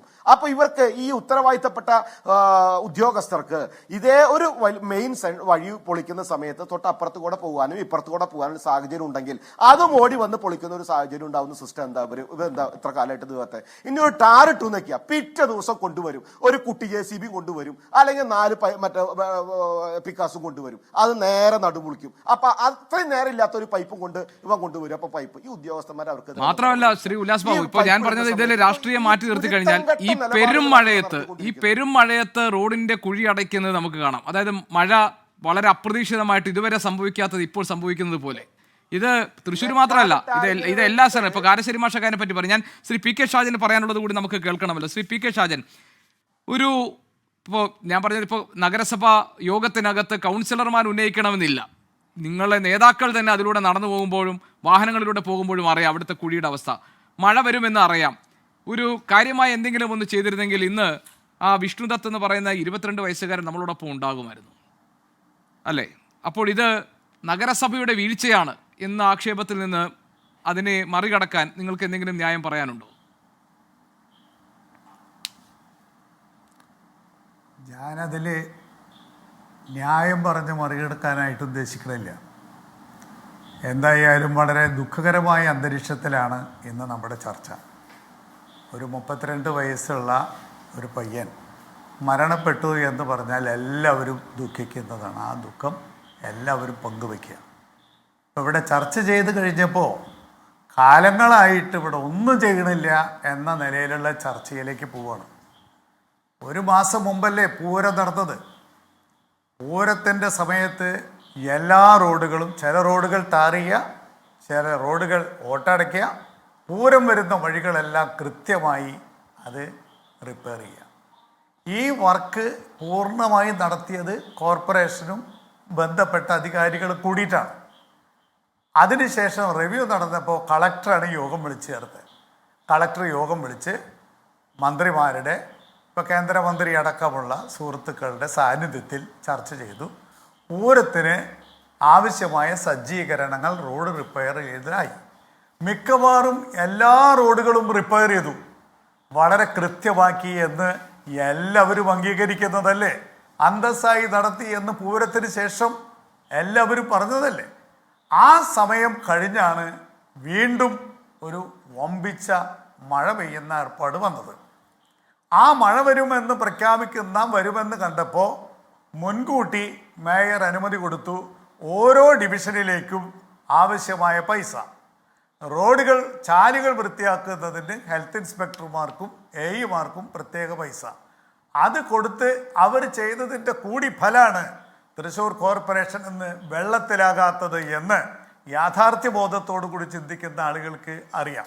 ഇപ്പോൾ ഇവിടെ ഒരു അപകടം നടന്നു, അതിൽ നമ്മൾ ആ ദുഃഖത്തെ മറച്ചു വെക്കാൻ പറ്റുമെന്ന് പറയുകയാണെന്ന് ഒരിക്കലും എടുക്കരുത്, അത് ദുഃഖം തന്നെ. പക്ഷെ ഈ കുഴികളടക്കം പൂരത്തിന് വൃത്തിയാക്കി MG റോഡ് വളരെ കമനീയമാക്കിയിട്ടു എന്ന് എല്ലാവരും പറഞ്ഞതല്ലേ. ഈ മഴയിലാണ് ആ കുഴി വന്നത്. ആ കുഴി കണ്ടപ്പോൾ കുട്ടി വെട്ടിച്ചെടുത്തു, മരണം സംഭവിച്ചു. ദുഃഖകരാണ്. അത്തരം കാര്യങ്ങൾ ഉണ്ടാകാതിരിക്കാൻ തുടർന്നും നല്ല ജാഗ്രത വേണം. എല്ലാ എഇമാർക്കും അടിയന്തരമായി ഇനി വന്ന കാര്യങ്ങൾ ഈ മഴക്കാലം അല്ല ശ്രീ പി കെ ഷാജൻ, ഈ മഴ വരുന്നതിന് തൊട്ട് മുൻപ് ചെയ്യേണ്ട ഇത്തരം കാര്യങ്ങൾ, അതായത് റോഡിലെ കുഴികൾ അടയ്ക്കുക, ചാലുകൾ വൃത്തിയാക്കുക, ഇപ്പോൾ ഇതൊക്കെ ചെയ്യുന്നതിന് എന്തെങ്കിലും തടസ്സമുണ്ടോ? ഇപ്പോൾ താങ്കൾ പറഞ്ഞ എല്ലാ ഡിവിഷനും വേണ്ട നിർദ്ദേശം കൊടുത്തിട്ടുണ്ട്, വേണ്ട പണം കൊടുത്തിട്ടുണ്ട്. അല്ല, ഇത് എന്നിട്ട് നടന്നില്ലല്ലോ. നടക്കാത്തത് കൊണ്ടല്ലേ ഈ അപകടം ഉണ്ടായത്. മാസം മുമ്പ് പൂരം നടന്നറിയാലോ. അതെ, അല്ല ഞാൻ പറയാം. പൂരം എന്നത് ഒരു മാസം മുമ്പാണ് നടന്നത്. ആ ഒരു മാസം മുമ്പ് ഈ എല്ലാ പ്രവൃത്തിയും നടന്നതാ. അതെല്ലാവരും അംഗീകരിക്കുന്നതല്ലേ. സാറ് വന്ന് അന്വേഷിക്കൂ, കളക്ടറോട് ചോദിക്കൂ. ഇത് കഴിഞ്ഞതിന് ശേഷമാണ് ഈ കൊടും മഴ. ഈ കൊടും മഴയത്ത് ഈ വെള്ളലുള്ള സ്ഥലങ്ങളിൽ റോഡ് പൊട്ടും. കുറുക്കഞ്ചേരി മുതൽ കുറുപ്പ റോഡ് വരെ നേരത്തെ എൻ്റെ സുഹൃത്ത് പറഞ്ഞു റോഡ് വീതി കൂടി. അവിടെ കുറുപ്പ റോഡ് മുതൽ ഈ കുറുക്കഞ്ചേരി വരെ ഭൂമി ഇളകി മറിയുന്നതാണ്. അവിടെ BMBC റോഡ് ചെയ്തിട്ട് ഒരു കാര്യമില്ല. അപ്പം അത് കോൺക്രീറ്റ് ഇടാൻ തീരുമാനിച്ചു. കോൺക്രീറ്റഡിന് 1.25 അടി ഉയരം വരും. 1.25 അടി ഉയരം വന്നാൽ വെള്ളം മറിയും. അതിന് ചാല് പണിയണം. അപ്പോൾ റോഡ് പണി കഴിയുന്നതോടുകൂടി തന്നെ അശാസ്ത്രീയമാണ് എന്നൊക്കെ പറഞ്ഞ് പരിഹസിച്ചാൽ അല്ലെങ്കിൽ കുറവ് ചൂണ്ടിക്കാട്ടിയാൽ മറുപടി എന്ന് പറഞ്ഞു. എന്താ ശ്രീ ഉല്ലാസ് ബാബു, എന്താണ്? ഷാജൻ ചേട്ടാ, ഞാനൊരു സംശയം. ഷാജൻ ചേട്ടനാണെങ്കിലും രാജേട്ടനാണെങ്കിലും ഞാനാണെങ്കിലും തൃശ്ശൂർ ടൗൺ നമ്മൾ കറങ്ങി തിരിഞ്ഞ് നടക്കാത്തവരല്ലല്ലോ. എന്നേക്കാൾ വർഷങ്ങൾ കൂടുതൽ ഷാജൻ ചേട്ടൻ നടന്നിട്ടുണ്ടോ, അതിനേക്കാൾ അതേപോലെ തന്നെ രാജേട്ടൻ നടന്നിട്ടുണ്ടാവും. ഞാനൊരു കാര്യം ചോദിച്ചോട്ടെ, നിങ്ങൾ ആ പൈപ്പ് ലൈൻ റോഡ് എടുത്തോ, ചെമ്പുകാവ് എടുത്തോ, നിങ്ങൾ ആ ബെന്നറ്റ് റോഡ് എടുത്തോ, സെന്റ് തോമസ് കോളേജിന്റെ മുൻഭാഗം, പിന്നെ കുറുപ്പം റോഡിൽ 1.25 അടി ഹൈറ്റ് പൊന്തിയതിന് ശേഷം ചാല് പണിതിട്ടില്ല എന്ന് പറഞ്ഞാൽ അതിനുശേഷം വരുന്ന മഴകൾ മുഴുവൻ ഈ കടകളിലേക്ക് വെള്ളം ഇറങ്ങുമ്പോൾ അവർക്ക് ഉപജീവനം വേണ്ടേ ഷാജൻ ചേട്ടാ? അത് നിങ്ങൾക്ക് കൃത്യമായിട്ട് സമയനിഷ്ഠിതമായിട്ട് പ്രവർത്തി കഴിയാൻ സാധിക്കാത്തതുകൊണ്ടല്ലേ. പിന്നെ തൃശ്ശൂർ പൂരത്തിന് റോഡുകൾ കൃത്യമാക്കി എന്ന് പറഞ്ഞു. റൗണ്ടിലെ റോഡുകൾ നമുക്ക് എടുക്കാം. നമുക്ക് നാളെ വേണമെങ്കിൽ 24 കൂടി ഇടുന്നൊരു യാത്ര ചെയ്യാം. MG road, Kuruppan road, Udayanagar, അങ്ങനെ എടുത്തെടുത്ത തൃശ്ശൂർ അങ്ങാടിയിലെ റോഡുകൾ ഞാൻ പറഞ്ഞുതരാം. നമുക്കൊന്ന് യാത്ര. നിങ്ങൾ തൃശ്ശൂർ പൂരത്തിന് പാച്ച് ചെയ്ത റോഡുകൾ ഒരു മാസം കഴിഞ്ഞപ്പോൾ, ഷാജൻ ചേട്ടൻ തന്നെയല്ലേ പറഞ്ഞു 1 മാസം മുന്നേ പാച്ച് ചെയ്തെന്ന്. 1 മാസം കഴിഞ്ഞപ്പോഴേക്കും അത് അടർന്നു വീഴുമ്പോൾ, മഴ വീഴുമ്പോൾ അത് അടർന്നു വീഴുമെന്ന് മനസ്സിലാക്കി കഴിഞ്ഞാൽ, അല്ലെങ്കിൽ അടർന്നു വീണാൽ അതിന്റെ അർത്ഥം എന്താ? ഗോപികൃഷ്ണ, ഇവരുടെ പാച്ചിങ് എന്ന് പറയപ്പെടുന്നതിന്റെ മെഗവല്ലത്. അത് കൃത്യമല്ലേ? ഞാൻ പറഞ്ഞല്ലോ, ഷാജൻ ചേട്ടൻ പറഞ്ഞല്ലേ, 1 മാസം മുൻപ് പാച്ച് ചെയ്തത് മഴവെള്ളം വീണപ്പോൾ അടർന്നു പോയി എങ്കിൽ അതിന്റെ പാച്ചിങ്ങിന്റെ കുഴപ്പം, ആ പാച്ചിങ് നോക്കേണ്ട ഉദ്യോഗസ്ഥന്റെ കുഴപ്പം, ആ ഉദ്യോഗസ്ഥനെ കൈകാര്യം ചെയ്യേണ്ട അധികാരി വർഗത്തിന്റെ കുഴപ്പം, ആ അധികാരി വർഗത്തിന്റെ ടീമിന്റെ ഭാഗമായിട്ടുള്ള ഷാജൻ ചേട്ടൻ അടക്കം ഇപ്പൊ പറഞ്ഞു 1 മാസം മുന്നേ പാച്ച് ചെയ്ത് അടർന്നു പോയി. അവിടെയാണ് ചേട്ടാ പ്രശ്നം. നിങ്ങൾ ചെയ്യുന്ന കാര്യം കൃത്യമല്ലെന്ന്. യെസ്, അതായത് PK ഷാജൻ പറഞ്ഞത് ഒരു മാസം മുമ്പ് ടാറിംഗ് പൂർത്തീകരിച്ച റോഡില് വെള്ളം കെട്ടി നിന്നത് കൊണ്ടാണ് പൊളിഞ്ഞു എന്നാണ് അദ്ദേഹം അവകാശപ്പെട്ടത്. എന്നാൽ നമുക്ക് എല്ലാവർക്കും തൃശ്ശൂർക്കാർക്ക് എല്ലാവർക്കും അറിയാം അതൊരു ഇറക്കമാണ്, വെള്ളം കെട്ടി നിൽക്കുന്ന സ്ഥലമല്ല. അതായത് ഒരു മാസം മുമ്പ് പണിത റോഡ് പൊളിയണമെങ്കിൽ എങ്ങനെ പൊളിഞ്ഞു? അതായത് അത്രമാത്രം ഉദ്യോഗസ്ഥര് റോഡ് പണി പരിശോധിക്കുന്നില്ല, റോഡ് പണിയിലെ എസ്റ്റിമേറ്റ് പ്രകാരമുള്ള പ്രവർത്തികൾ ചെയ്യുന്നില്ല. അല്ല, ഇതൊക്കെ തട്ടിപ്പ് നടക്കുന്നു. ഇതൊക്കെ ശ്രീ രാജൻ പലൻ, ഇത് സത്യത്തിൽ നേരത്തെ കാരശ്ശേരി മാഷ് പറഞ്ഞ പോലെ ഇതൊരു തൃശ്ശൂരിലെയോ ഒരു എറണാകുളത്തെയോ ഒരു കാസർഗോട്ടെയോ ഒരു കണ്ണൂരിലെയോ പ്രശ്നമല്ല. ഇത് നമ്മുടെ നാടിന്റെ ഒരു പൊതു പ്രശ്നമായി മാറുകയാണ്. കാരണം ഇതുപോലെ കനത്ത മഴയുണ്ടാകും, ഇതുപോലെ നമ്മളെ ബുദ്ധിമുട്ടിക്കുന്ന വെള്ളക്കെട്ടുണ്ടാകും, ഇതുപോലെ നമ്മളെ വീട്ടിൽ നിന്ന് ഇറങ്ങാൻ പറ്റാത്ത സാഹചര്യം ഉണ്ടാകും, ഇതുപോലെ കുഴികളിൽ ജീവൻ നഷ്ടപ്പെടുന്ന സാഹചര്യങ്ങൾ ഉണ്ടാകും. ഇതൊക്കെ നിരന്തരം നമ്മൾ ചർച്ച ചെയ്യുന്നു, നടപടികൾ ഉണ്ടാകാതിരിക്കുന്നു, ആരും അതിനകത്ത് ഒരു ഉത്തരവാദിത്വം ഏറ്റെടുക്കുന്നില്ല.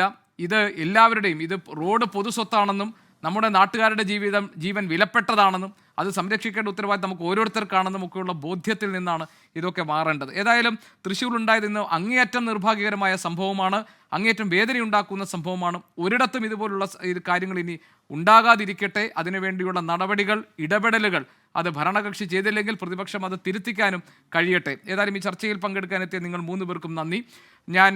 ഇനി നമുക്ക് 3 ജില്ലകളിലാണ് ഇപ്പോൾ റെഡ് അലർട്ട് പ്രഖ്യാപിച്ചിരിക്കുന്നത്. അതിൽ ഇപ്പോൾ വയനാട് ജില്ലയ്ക്കും അവധി പ്രഖ്യാപിച്ചിട്ടുണ്ട് ജില്ലാ കളക്ടർ. മലപ്പുറം ജില്ലയിൽ അവധി പ്രഖ്യാപിച്ചിട്ടില്ല, പക്ഷേ നിലമ്പൂർ താലൂക്കിൽ നാളെ വിദ്യാഭ്യാസ സ്ഥാപനങ്ങൾക്ക് അവധി പ്രഖ്യാപിച്ചിട്ടുണ്ട്. ഇനി നമുക്ക് മലപ്പുറം ജില്ലയിലെ സ്ഥിതിഗതികൾ എന്താണെന്ന് നോക്കണം. കാരശ്ശേരി മാഷ് നമ്മളോടൊപ്പം തുടരും. ഞാൻ വളരെ ചെറിയൊരു ഇടവേളയിലേക്ക് പോകുന്നു. ഓറഞ്ച് അലേർട്ട് പ്രഖ്യാപിച്ചിരിക്കുന്ന 7 ജില്ലകളുണ്ട്.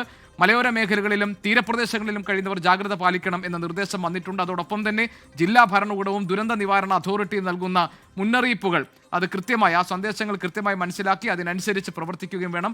ദുരന്തം ഒഴിവാക്കാൻ അത് അത്യാവശ്യവുമാണ്. നാളെ 5 ജില്ലകളിലെ വിദ്യാഭ്യാസ സ്ഥാപനങ്ങൾക്ക് അവധി പ്രഖ്യാപിച്ചിട്ടുണ്ട് എന്ന വിവരം ഇപ്പോൾ വരുന്നുണ്ട്. വയനാട് ജില്ലയിലെ വിദ്യാഭ്യാസ സ്ഥാപനങ്ങൾക്ക് അവധിയായിരിക്കും. വയനാട് റെഡ് അലർട്ട് പ്രഖ്യാപിച്ച ജില്ലയാണ്, അവിടെ അവധി പ്രഖ്യാപിച്ചിട്ടുണ്ട്. നിലമ്പൂർ താലൂക്കിലെ വിദ്യാഭ്യാസ സ്ഥാപനങ്ങൾക്കാണ് അവധി പ്രഖ്യാപിച്ചിരിക്കുന്നത്. മലപ്പുറം ജില്ല ഒന്നാകെയില്ല. ഇടുക്കി, എറണാകുളം, തൃശൂർ, കോട്ടയം, വയനാട് ജില്ലകളിലാണ് ഇപ്പോൾ അവധി പ്രഖ്യാപിച്ചിരിക്കുന്നത്. 3 ജില്ലകളിൽ റെഡ് അലർട്ടും 7 ജില്ലകളിൽ ഓറഞ്ച് അലർട്ടും പ്രഖ്യാപിച്ചിരിക്കുന്നു. ഇതിൽ പ്രധാനപ്പെട്ട കാര്യം ഇപ്പോൾ ഈ കൂടുതൽ ശക്തമായ കാറ്റും മഴയും ഉണ്ടാകും. ഇടിമിന്നലോടുകൂടിയ ശക്തമായ കാറ്റും മഴയുമാണ് പ്രതീക്ഷിക്കപ്പെടുന്നത്. വടക്കു പടിഞ്ഞാറൻ ബംഗാൾ ഉൾക്കടലിന് മുകളിലുള്ള ചക്രവാത ചുഴി ന്യൂനമർദ്ദമായി മാറി അത് ശക്തി പ്രാപിക്കുന്നത് കൊണ്ടാണ് കേരളത്തിൽ ഇനി വരുന്ന ദിവസങ്ങളിൽ 29-ാം തീയതി വരെ അതിശക്തമായ ഇടിമിന്നലോടുകൂടിയ കാറ്റും മഴയ്ക്കുമുള്ള സാഹചര്യം നിലനിൽക്കുന്നത്. നമുക്ക് മലപ്പുറത്തേക്ക് പോകാം. മലപ്പുറം റെഡ് അലർട്ട് നിലനിൽക്കുന്ന ജില്ലയാണ്. വിപിൻ സി വിജയൻ ഉണ്ട് മലപ്പുറത്ത് നിന്ന്. വിപിൻ, മലപ്പുറത്തെ സ്ഥിതി എന്താണ്?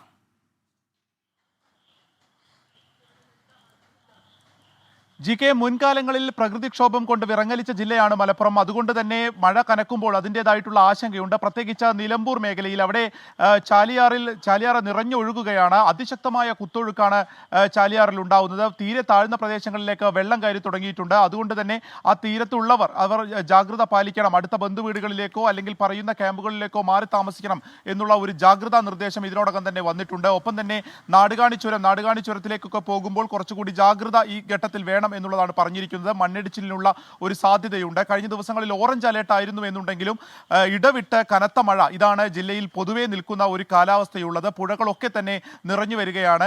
ഈ നിലമ്പൂർ മേഖലയിൽ തന്നെ ചന്തക്കുന്ന്, ജ്യോതിപ്പടി മുതലായിട്ടുള്ള സ്ഥലങ്ങളൊക്കെ തന്നെ വലിയ വെള്ളക്കെട്ട് രൂപപ്പെടുന്നുണ്ട്. ഇപ്പോൾ മണ്ണുപ്പാടത്ത് ഒരു മഹാഗണി മരം വനമേഖലയിൽ നിന്ന് റോഡിലേക്ക് മറിഞ്ഞ് ഏകദേശം 1 മണിക്കൂറോളം അവിടെ ഗതാഗതം പൂർണ്ണമായും സ്തംഭിച്ചു നിൽക്കുന്നു എന്നുള്ളതാണ് മനസ്സിലാക്കാൻ കഴിയുന്നത്.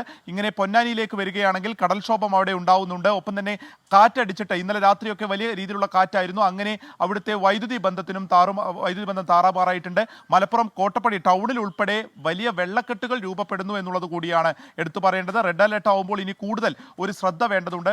ഇതിനോടൊപ്പം തന്നെ ഈ തമിഴ്നാട് വനമേഖലയിലും ഒപ്പം തന്നെ വയനാട്ടിലൊക്കെ മഴ കനക്കുകയാണെങ്കിൽ അതിൻ്റെ ഒരു വലിയ ഇമ്പാക്റ്റ് കൂടി ഉണ്ടാകുന്ന ഒരു പ്രദേശമാണ് നിലമ്പൂർ. അതുകൊണ്ട് തന്നെ അവിടെയൊക്കെ മഴ പെയ്യുകയാണെങ്കിലും നിലമ്പൂരിലെ ഈ ജലസമ്പന്നങ്ങളൊക്കെ നിറഞ്ഞു കവിയാനുള്ള ഒരു സാധ്യത നിലനിൽക്കുന്നു. അതുകൊണ്ട് തന്നെ നാളെ അവിടെ പലയിടങ്ങളിലും വെള്ളക്കെട്ടുണ്ടായിട്ടുണ്ട്. അതുപോലെ തന്നെ വെള്ളം കയറിയ സാഹചര്യമുണ്ട്. അതുപോലെ മരങ്ങൾ വീഴുമോ എന്നുള്ള ആശങ്ക നിലനിൽക്കുന്നുണ്ട്. പക്ഷേ എനിക്കൊന്ന് മലപ്പുറം ജില്ലയിൽ ഒന്നാകെ കളക്ടർ അവധി പ്രഖ്യാപിച്ചിട്ടില്ല, റെഡ് അലർട്ട് പ്രഖ്യാപിച്ചിട്ടും. പകരം എനിക്കൊന്ന് നിലമ്പൂർ താലൂക്കിൽ മാത്രമാണ് ഇതുവരെ കളക്ടറുടെ അവധി വന്നിരിക്കുന്നത്, അല്ലേ? അതെ അതെ, നിലമ്പൂർ താലൂക്കിൽ മാത്രമാണ് അവിടെ. പക്ഷേ പരീക്ഷകൾക്കും റെസിഡൻഷ്യൽ സ്ഥാപനങ്ങൾക്കും അവധിയില്ല. മറ്റ് പ്രൊഫഷണൽ സ്ഥാപനങ്ങൾക്കും സ്കൂളുകൾക്കും എല്ലാം തന്നെ നാളെ റെഡ് അലേർട്ട് ആയതുകൊണ്ട് തന്നെ അവിടെ മാത്രമാണ് അവധി പ്രഖ്യാപിച്ചിരിക്കുന്നത്. മലപ്പുറം ജില്ലയിൽ പൂർണ്ണമായിട്ടും അവധിയില്ല. നിലമ്പൂർ താലൂക്കിൽ മാത്രമാണ് ഉള്ളത്. മറ്റു പ്രദേശങ്ങളൊക്കെ സുരക്ഷിതം എന്നുള്ളതാണ് ഒരു വിലയിരുത്തലുള്ളത്. അതുകൊണ്ട് തന്നെയാണ് ഒരു പ്രദേശത്തേക്ക് മാത്രമായിട്ട് ഇപ്പോൾ ഈ ഒരു അവധി ചുരുക്കിയിരിക്കുന്നത്. ജി.കെ. ശരി, ഇനി നമുക്ക് നമ്മളോടൊപ്പം ചേരാനുള്ളത് തിരുവനന്തപുരത്ത് അലക്സ് റാം മുഹമ്മദാണ്. കാലാവസ്ഥയുടെ ഏറ്റവും പുതിയ അപ്ഡേറ്റ് അലക്സ് നൽകും. അതോടൊപ്പം തന്നെ കോഴിക്കോട്ട് നിന്ന് മിഥില ബാലൻ അവിടുത്തെ വിവരങ്ങൾ നൽകാനുണ്ടാകും. എറണാകുളത്ത് നിന്ന് ആൻ മരിയ കൂടി നമ്മളോടൊപ്പം ചേരും. മിഥില ബാലൻ ഉണ്ട് കോഴിക്കോട്ട് നിന്ന് വിവരങ്ങൾ നൽകാൻ. മിഥില, കോഴിക്കോട് ചാലിയാർ, ഇലവഞ്ഞിപ്പുഴ ഒക്കെ അവിടെയൊക്കെ ജലനിരപ്പ് ഉയർന്നിരുന്നു. മാവൂർ, ചാത്തമംഗലം, പെരുവയൽ പഞ്ചായത്തുകളിൽ അവിടെ വെള്ളം കയറിയിരുന്നു. ആളുകളെ അവിടെ നിന്ന് മാറ്റിയിരുന്നു. അങ്ങനെ പലയിടങ്ങളിലും വെള്ളക്കെട്ട് രൂപപ്പെടുകയും നദികൾ കരകവിഞ്ഞൊഴുകുകയും ഒക്കെ ചെയ്യുന്ന സാഹചര്യം ഉണ്ടായിരുന്നല്ലോ ഇന്ന്. ഇപ്പോൾ എന്താണ് കോഴിക്കോട്ട് നിന്നുള്ള ഏറ്റവും പുതിയ അപ്ഡേറ്റ്? ഗോപി, കോഴിക്കോടിന്റെ മലയോര മേഖലകളിൽ അതിശക്തമായ മഴയാണ് ഇപ്പോൾ പെയ്തുകൊണ്ടിരിക്കുന്നത്. പ്രത്യേകിച്ച് കക്കയം ഡാം പരിസരത്തിൽ, കക്കയം ഡാമിന്റെ വൃഷ്ടിപ്രദേശങ്ങളിൽ അതിശക്തമായ മഴയാണ്. കക്കയം ജലസംഭരണിയിലേക്ക് ജലനിരപ്പ് അല്ലെങ്കിൽ ജലത്തിന്റെ ഒഴുക്ക് വളരെ കൂടുതലാണ്. നിലവിലിപ്പോൾ 1/2 അടി ഷട്ടർ ഉയർത്തിയിട്ടുണ്ട്. അതുകൊണ്ട് തന്നെ അധിക ജലം ഒഴുക്കി വിടുന്നുണ്ട്. കുറ്റ്യാടി പുഴയോരങ്ങളിൽ താമസിക്കുന്ന ആളുകൾക്ക് അതീവ ജാഗ്രതാ നിർദ്ദേശം നൽകിയിട്ടുണ്ട്. വൈകുന്നേരത്തോടെ ജലനിരപ്പ് ഉയർന്നതിനാൽ തന്നെ റെഡ് അലേർട്ടാണ് കക്കയം ഡാമിൽ ഇപ്പോൾ നിലവിൽ പ്രഖ്യാപിച്ചിട്ടുള്ളത്. മറ്റൊന്ന് മലയോര മേഖല എന്ന് പറയുമ്പോൾ തന്നെ ഈ വിലങ്ങാടാണ്. വിലങ്ങാട് മേഖലയിലും അതീവ ജാഗ്രതാ നിർദ്ദേശം നൽകിയിട്ടുണ്ട്. വിലങ്ങാട് അല്ലെങ്കിൽ നാദാപുരം മേഖലയിൽ ഇപ്പോൾ മഴ അല്പം ശമിച്ചിട്ടുണ്ട്. പക്ഷേ അല്പസമയം മുമ്പ് ഒരു അതിശക്തമായ മഴയായിരുന്നു. താമരശ്ശേരി മേഖലകളിലും കിഴക്കൻ മലയോര മേഖലകളിലും ഉൾപ്പെടെ ചെറിയൊരു മഴ പെയ്താൽ പോലും മാവൂരാണ് ഏറ്റവും കൂടുതൽ പ്രതിസന്ധി ഉണ്ടാക്കുന്ന സ്ഥലം. വലിയ രീതിയിൽ വെള്ളക്കെട്ട് രൂപപ്പെടുന്ന ഒരു പ്രദേശമാണ്. വാഴകൃഷി ഉൾപ്പെടെ വലിയ രീതിയിൽ നശിച്ചിട്ടുണ്ട്. 6 കുടുംബങ്ങളെ മാറ്റിപ്പാർപ്പിച്ചിട്ടുണ്ട്. ചാലിയാർ ഉൾപ്പെടെയുള്ള പുഴകളിൽ ജലനിരപ്പ് ഉയർന്നിട്ടുണ്ട്. അതുകൊണ്ട് തന്നെ പുഴയോരങ്ങളിൽ താമസിക്കുന്ന ആളുകൾക്ക് അതീവ ജാഗ്രതാ നിർദ്ദേശം നൽകിയിട്ടുണ്ട്. ഇന്നിപ്പോൾ നിലവിൽ ഓറഞ്ച് അലർട്ടാണ് പ്രഖ്യാപിച്ചിട്ടുള്ളത്. നിലവിലെ സാഹചര്യത്തിൽ നാളെയും ഓറഞ്ച് അലർട്ട് തന്നെയാണ് പ്രഖ്യാപിച്ചിട്ടുള്ളത്. നിലവിൽ വിദ്യാഭ്യാസ സ്ഥാപനങ്ങൾക്കൊന്നും അവധി നൽകേണ്ട ഒരു സ്ഥിതിയിലേക്ക് കാര്യങ്ങൾ പോയിട്ടില്ല. ശരി, നമുക്ക് തിരുവനന്തപുരത്തേക്ക് പോകാം. അലക്സ് റാം മുഹമ്മദ് നമ്മളോടൊപ്പം ചേരുന്നു. അലക്സ്, ഒരു വളരെ ക്വിക്ക് അപ്ഡേറ്റ്, എന്താണ് ഏറ്റവും പുതിയ കാലാവസ്ഥ മുന്നറിയിപ്പുകൾ? ഗോപി, സംസ്ഥാനത്ത് 3 ദിവസം കൂടി അതിശക്തമായ മഴ തുടരുമെന്നാണ് കേന്ദ്ര കാലാവസ്ഥാ വകുപ്പ് അറിയിക്കുന്നത്. അതിൽ പ്രധാന കാരണമായി പറയുന്നത് ഈ വടക്കു പടിഞ്ഞാറൻ ബംഗാൾ ഉൾപ്പെടെ ഒരു ന്യൂനമർദ്ദം രൂപപ്പെട്ടിട്ടുണ്ട്. ഇതിന്റെ സ്വാധീനം സംസ്ഥാനത്തുണ്ടാകും. സംസ്ഥാനത്ത് കാലവർഷക്കാറ്റ് ശക്തമാകാൻ കാരണം അതാണ്. ഇന്ന് പ്രത്യേകിച്ച് ശ്രദ്ധിക്കേണ്ട കാര്യം, അതിതീവ്ര മഴയ്ക്കുള്ള സാധ്യത ഇന്ന് നിലനിൽക്കുന്നുണ്ട്. നേരത്തെ നമ്മൾ സൂചിപ്പിച്ചതുപോലെ ഇടുക്കി, മലപ്പുറം, വയനാട് ജില്ലകളിൽ ഇന്ന് റെഡ് അലർട്ട് പ്രഖ്യാപിച്ചിട്ടുണ്ട്. പത്തനംതിട്ട, കോട്ടയം, എറണാകുളം, തൃശൂർ, പാലക്കാട്, കോഴിക്കോട്, കണ്ണൂർ ജില്ലകളിൽ അതിശക്തമായ മഴയ്ക്കുള്ള സാധ്യത മുന്നറിയിപ്പായ ഓറഞ്ച് അലർട്ട് നൽകിയിട്ടുണ്ട്. തിരുവനന്തപുരം, കൊല്ലം, ആലപ്പുഴ, കാസർഗോഡ് ജില്ലകളിൽ യെല്ലോ മുന്നറിയിപ്പും നൽകിയിട്ടുണ്ട്. നാളെ 5 ജില്ലകളിൽ ഓറഞ്ച് അലർട്ട് ഉണ്ട് ഗോപി. നാളെയും മറ്റന്നാളും 14 ജില്ലകൾക്കും മഴ മുന്നറിയിപ്പ് നൽകിയിട്ടുണ്ട്. ഓറഞ്ച് അലർട്ട് അല്ലാത്ത ജില്ലകൾക്കെല്ലാം നാളെ യെല്ലോ മുന്നറിയിപ്പ് നൽകിയിട്ടുണ്ട്. ജാഗ്രത തുടരണം. പ്രത്യേകിച്ച് മലയോര മേഖലയിൽ കനത്ത മഴ കഴിഞ്ഞ മണിക്കൂറുകളായി പെയ്യുകയാണ്. മണ്ണിടിച്ചിൽ, ഉരുൾപൊട്ടൽ സാധ്യതയൊക്കെ ആ മേഖലയിൽ കൂടുതലാണ്. ദുരന്ത നിവാരണ അതോറിറ്റി പുറപ്പെടുവിക്കുന്ന ജാഗ്രതാ നിർദ്ദേശങ്ങൾ പൊതുജനങ്ങൾ പാലിക്കണം. സർക്കാർ സംവിധാനങ്ങളോട് ഉണർന്നിരിക്കാൻ റവന്യൂ വകുപ്പ് നിർദ്ദേശിച്ചിട്ടുണ്ട്. ഈ റവന്യൂ ഉദ്യോഗസ്ഥർക്കൊന്നും അടുത്ത 3 ദിവസം അവധി നൽകേണ്ടതില്ല എന്നും വകുപ്പ് തീരുമാനിച്ചിട്ടുണ്ട് ഗോപി. ശരി, ചുരുക്കത്തിൽ അടുത്ത 3 ദിവസം കേരളത്തിൽ അതിശക്തമായ മഴയ്ക്കുള്ള സാഹചര്യമാണ് നിലനിൽക്കുന്നത്. 3 ജില്ലകളിലാണ് ഇപ്പോൾ റെഡ് അലർട്ട് പ്രഖ്യാപിച്ചിരിക്കുന്നത്. 7 ജില്ലകളിൽ ഓറഞ്ച് അലർട്ടും മറ്റു ജില്ലകളിൽ യെല്ലോ അലർട്ടും നിലനിൽക്കുന്നു. അലക്സ് റാം മുഹമ്മദാണ് വിവരങ്ങൾ നൽകിയത് തിരുവനന്തപുരത്ത് നിന്ന്. കരച്ചേരി മാഷെ, ഈ എല്ലാവരും ഇതിൽ വളരെ കരുതലോടുകൂടി പോകണമെന്നൊക്കെ പറയുമ്പോൾ നമ്മൾ റോഡിലേക്ക് ഇറങ്ങുമ്പോൾ കാണുന്നത് ഈ കനത്ത മഴയുടെ ഇടയിൽ റോഡിലെ കുഴികൾ അടയ്ക്കാൻ ശ്രമിക്കുന്നതാണ്, റോഡ് നന്നാക്കാൻ ശ്രമിക്കുന്നതാണ്. തദ്ദേശ ഭരണ സ്ഥാപനങ്ങളിലേക്ക് തെരഞ്ഞെടുപ്പ് അടുത്ത് വരികയാണ്. അപ്പോൾ ആളുകൾക്കറിയാം ഏതോ ഒരു തെരഞ്ഞെടുപ്പ് വരുന്നുണ്ട്. അപ്പോഴാണ് നമ്മുടെ റോഡുകളൊക്കെ വൃത്തിയാക്കാനുള്ള ശ്രമങ്ങൾ ഉണ്ടാകുന്നത്, ഏത് മഴയത്താണെങ്കിലും കാറ്റത്താണെങ്കിലും. ഈ പ്രവണതയ്ക്കൊക്കെ ഒരു മാറ്റം വരുമോ മാഷെ നമ്മുടെ നാട്ടിൽ? ഗോപികൃഷ്ണൻ, ധാരാളം ജനങ്ങളുള്ള രാജ്യം ആയതുകൊണ്ടായിരിക്കാം ഇന്ത്യയിൽ സാമാന്യമായി മനുഷ്യജീവന് യാതൊരു വിലയില്ല.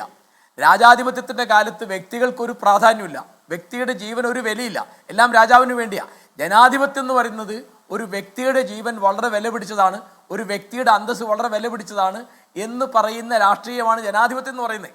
ഇപ്പോൾ ആർക്കും ഒരു വിലയില്ലാത്ത, ആർക്കും വേണ്ടാത്ത എന്ത് വേണേൽ സംഭവിക്കാം എന്നുള്ള ഒരു പറയല്ലോ ബനാന റിപ്പബ്ലിക് എന്ന മട്ടിലാണ് നമ്മുടെ റോഡുകളിൽ ബനാന റിപ്പബ്ലിക് എന്ന മട്ടിൽ പെരുമാറുകയാണ് നമ്മുടെ റോഡിൽ. ഇതിൽ ജനങ്ങൾക്ക് ഉത്തരവാദിത്തമുണ്ട്, ഉദ്യോഗസ്ഥന്മാർക്ക് ഉത്തരവാദിത്തമുണ്ട്, അധികാരികൾക്ക് ഉത്തരവാദിത്തമുണ്ട്, രാഷ്ട്രീയ നേതാക്കന്മാർക്ക് ഉത്തരവാദിത്തമുണ്ട്. കാരണം ജനങ്ങളുടെ ജീവൻ, ജനങ്ങളുടെ അന്തസ്, ജനങ്ങളുടെ സുരക്ഷാബോധം അത് വളരെ വിലപിടിച്ചതാണ് എന്നുള്ള ഉത്തരവാദിത്തത്തോടുകൂടി പെരുമാറാൻ ഉദ്യോഗസ്ഥന്മാരെ ഭരിക്കുന്ന രാഷ്ട്രീയ നേതാക്കന്മാർക്ക് കണ്ണ് തെളിയണം എന്നുള്ളതാണ് ഇതിൽ ഏറ്റവും മാഷ് പ്രധാനപ്പെട്ട കാര്യം. പറഞ്ഞതുപോലെ തന്നെ ജനങ്ങളെ കരുതാത്ത ഒരു ഭരണകൂടം നാളെ ജനങ്ങളിൽ നിന്നുള്ള ചോദ്യങ്ങൾ നേരിടേണ്ടി വരും. അത് തെരഞ്ഞെടുപ്പ് കാലത്ത് മാത്രമായിരിക്കില്ല ഉണ്ടാവുക എന്നതിന് ഉദാഹരണമാണ് വയനാട്ടിൽ സംഭവിച്ചതും ഇന്ന് തൃശ്ശൂരിൽ നമ്മൾ കണ്ടതും. ഈ ജനകീയ പ്രതിഷേധം രൂപപ്പെടുന്നതിന് മുൻപേ അധികാരികൾ വേണ്ട രീതിയിൽ കണ്ണു തുറന്ന് കാര്യങ്ങൾ പ്രവർത്തിക്കട്ടെ. ഈ ചർച്ചയിൽ പങ്കെടുത്ത എല്ലാ അതിഥികൾക്കും നന്ദി. എൻകൗണ്ടർ ഇന്നിവിടെ പൂർത്തിയാകുന്നു. മറ്റൊരു വിഷയമായി നാളെ ഇതേ സമയം. Good night.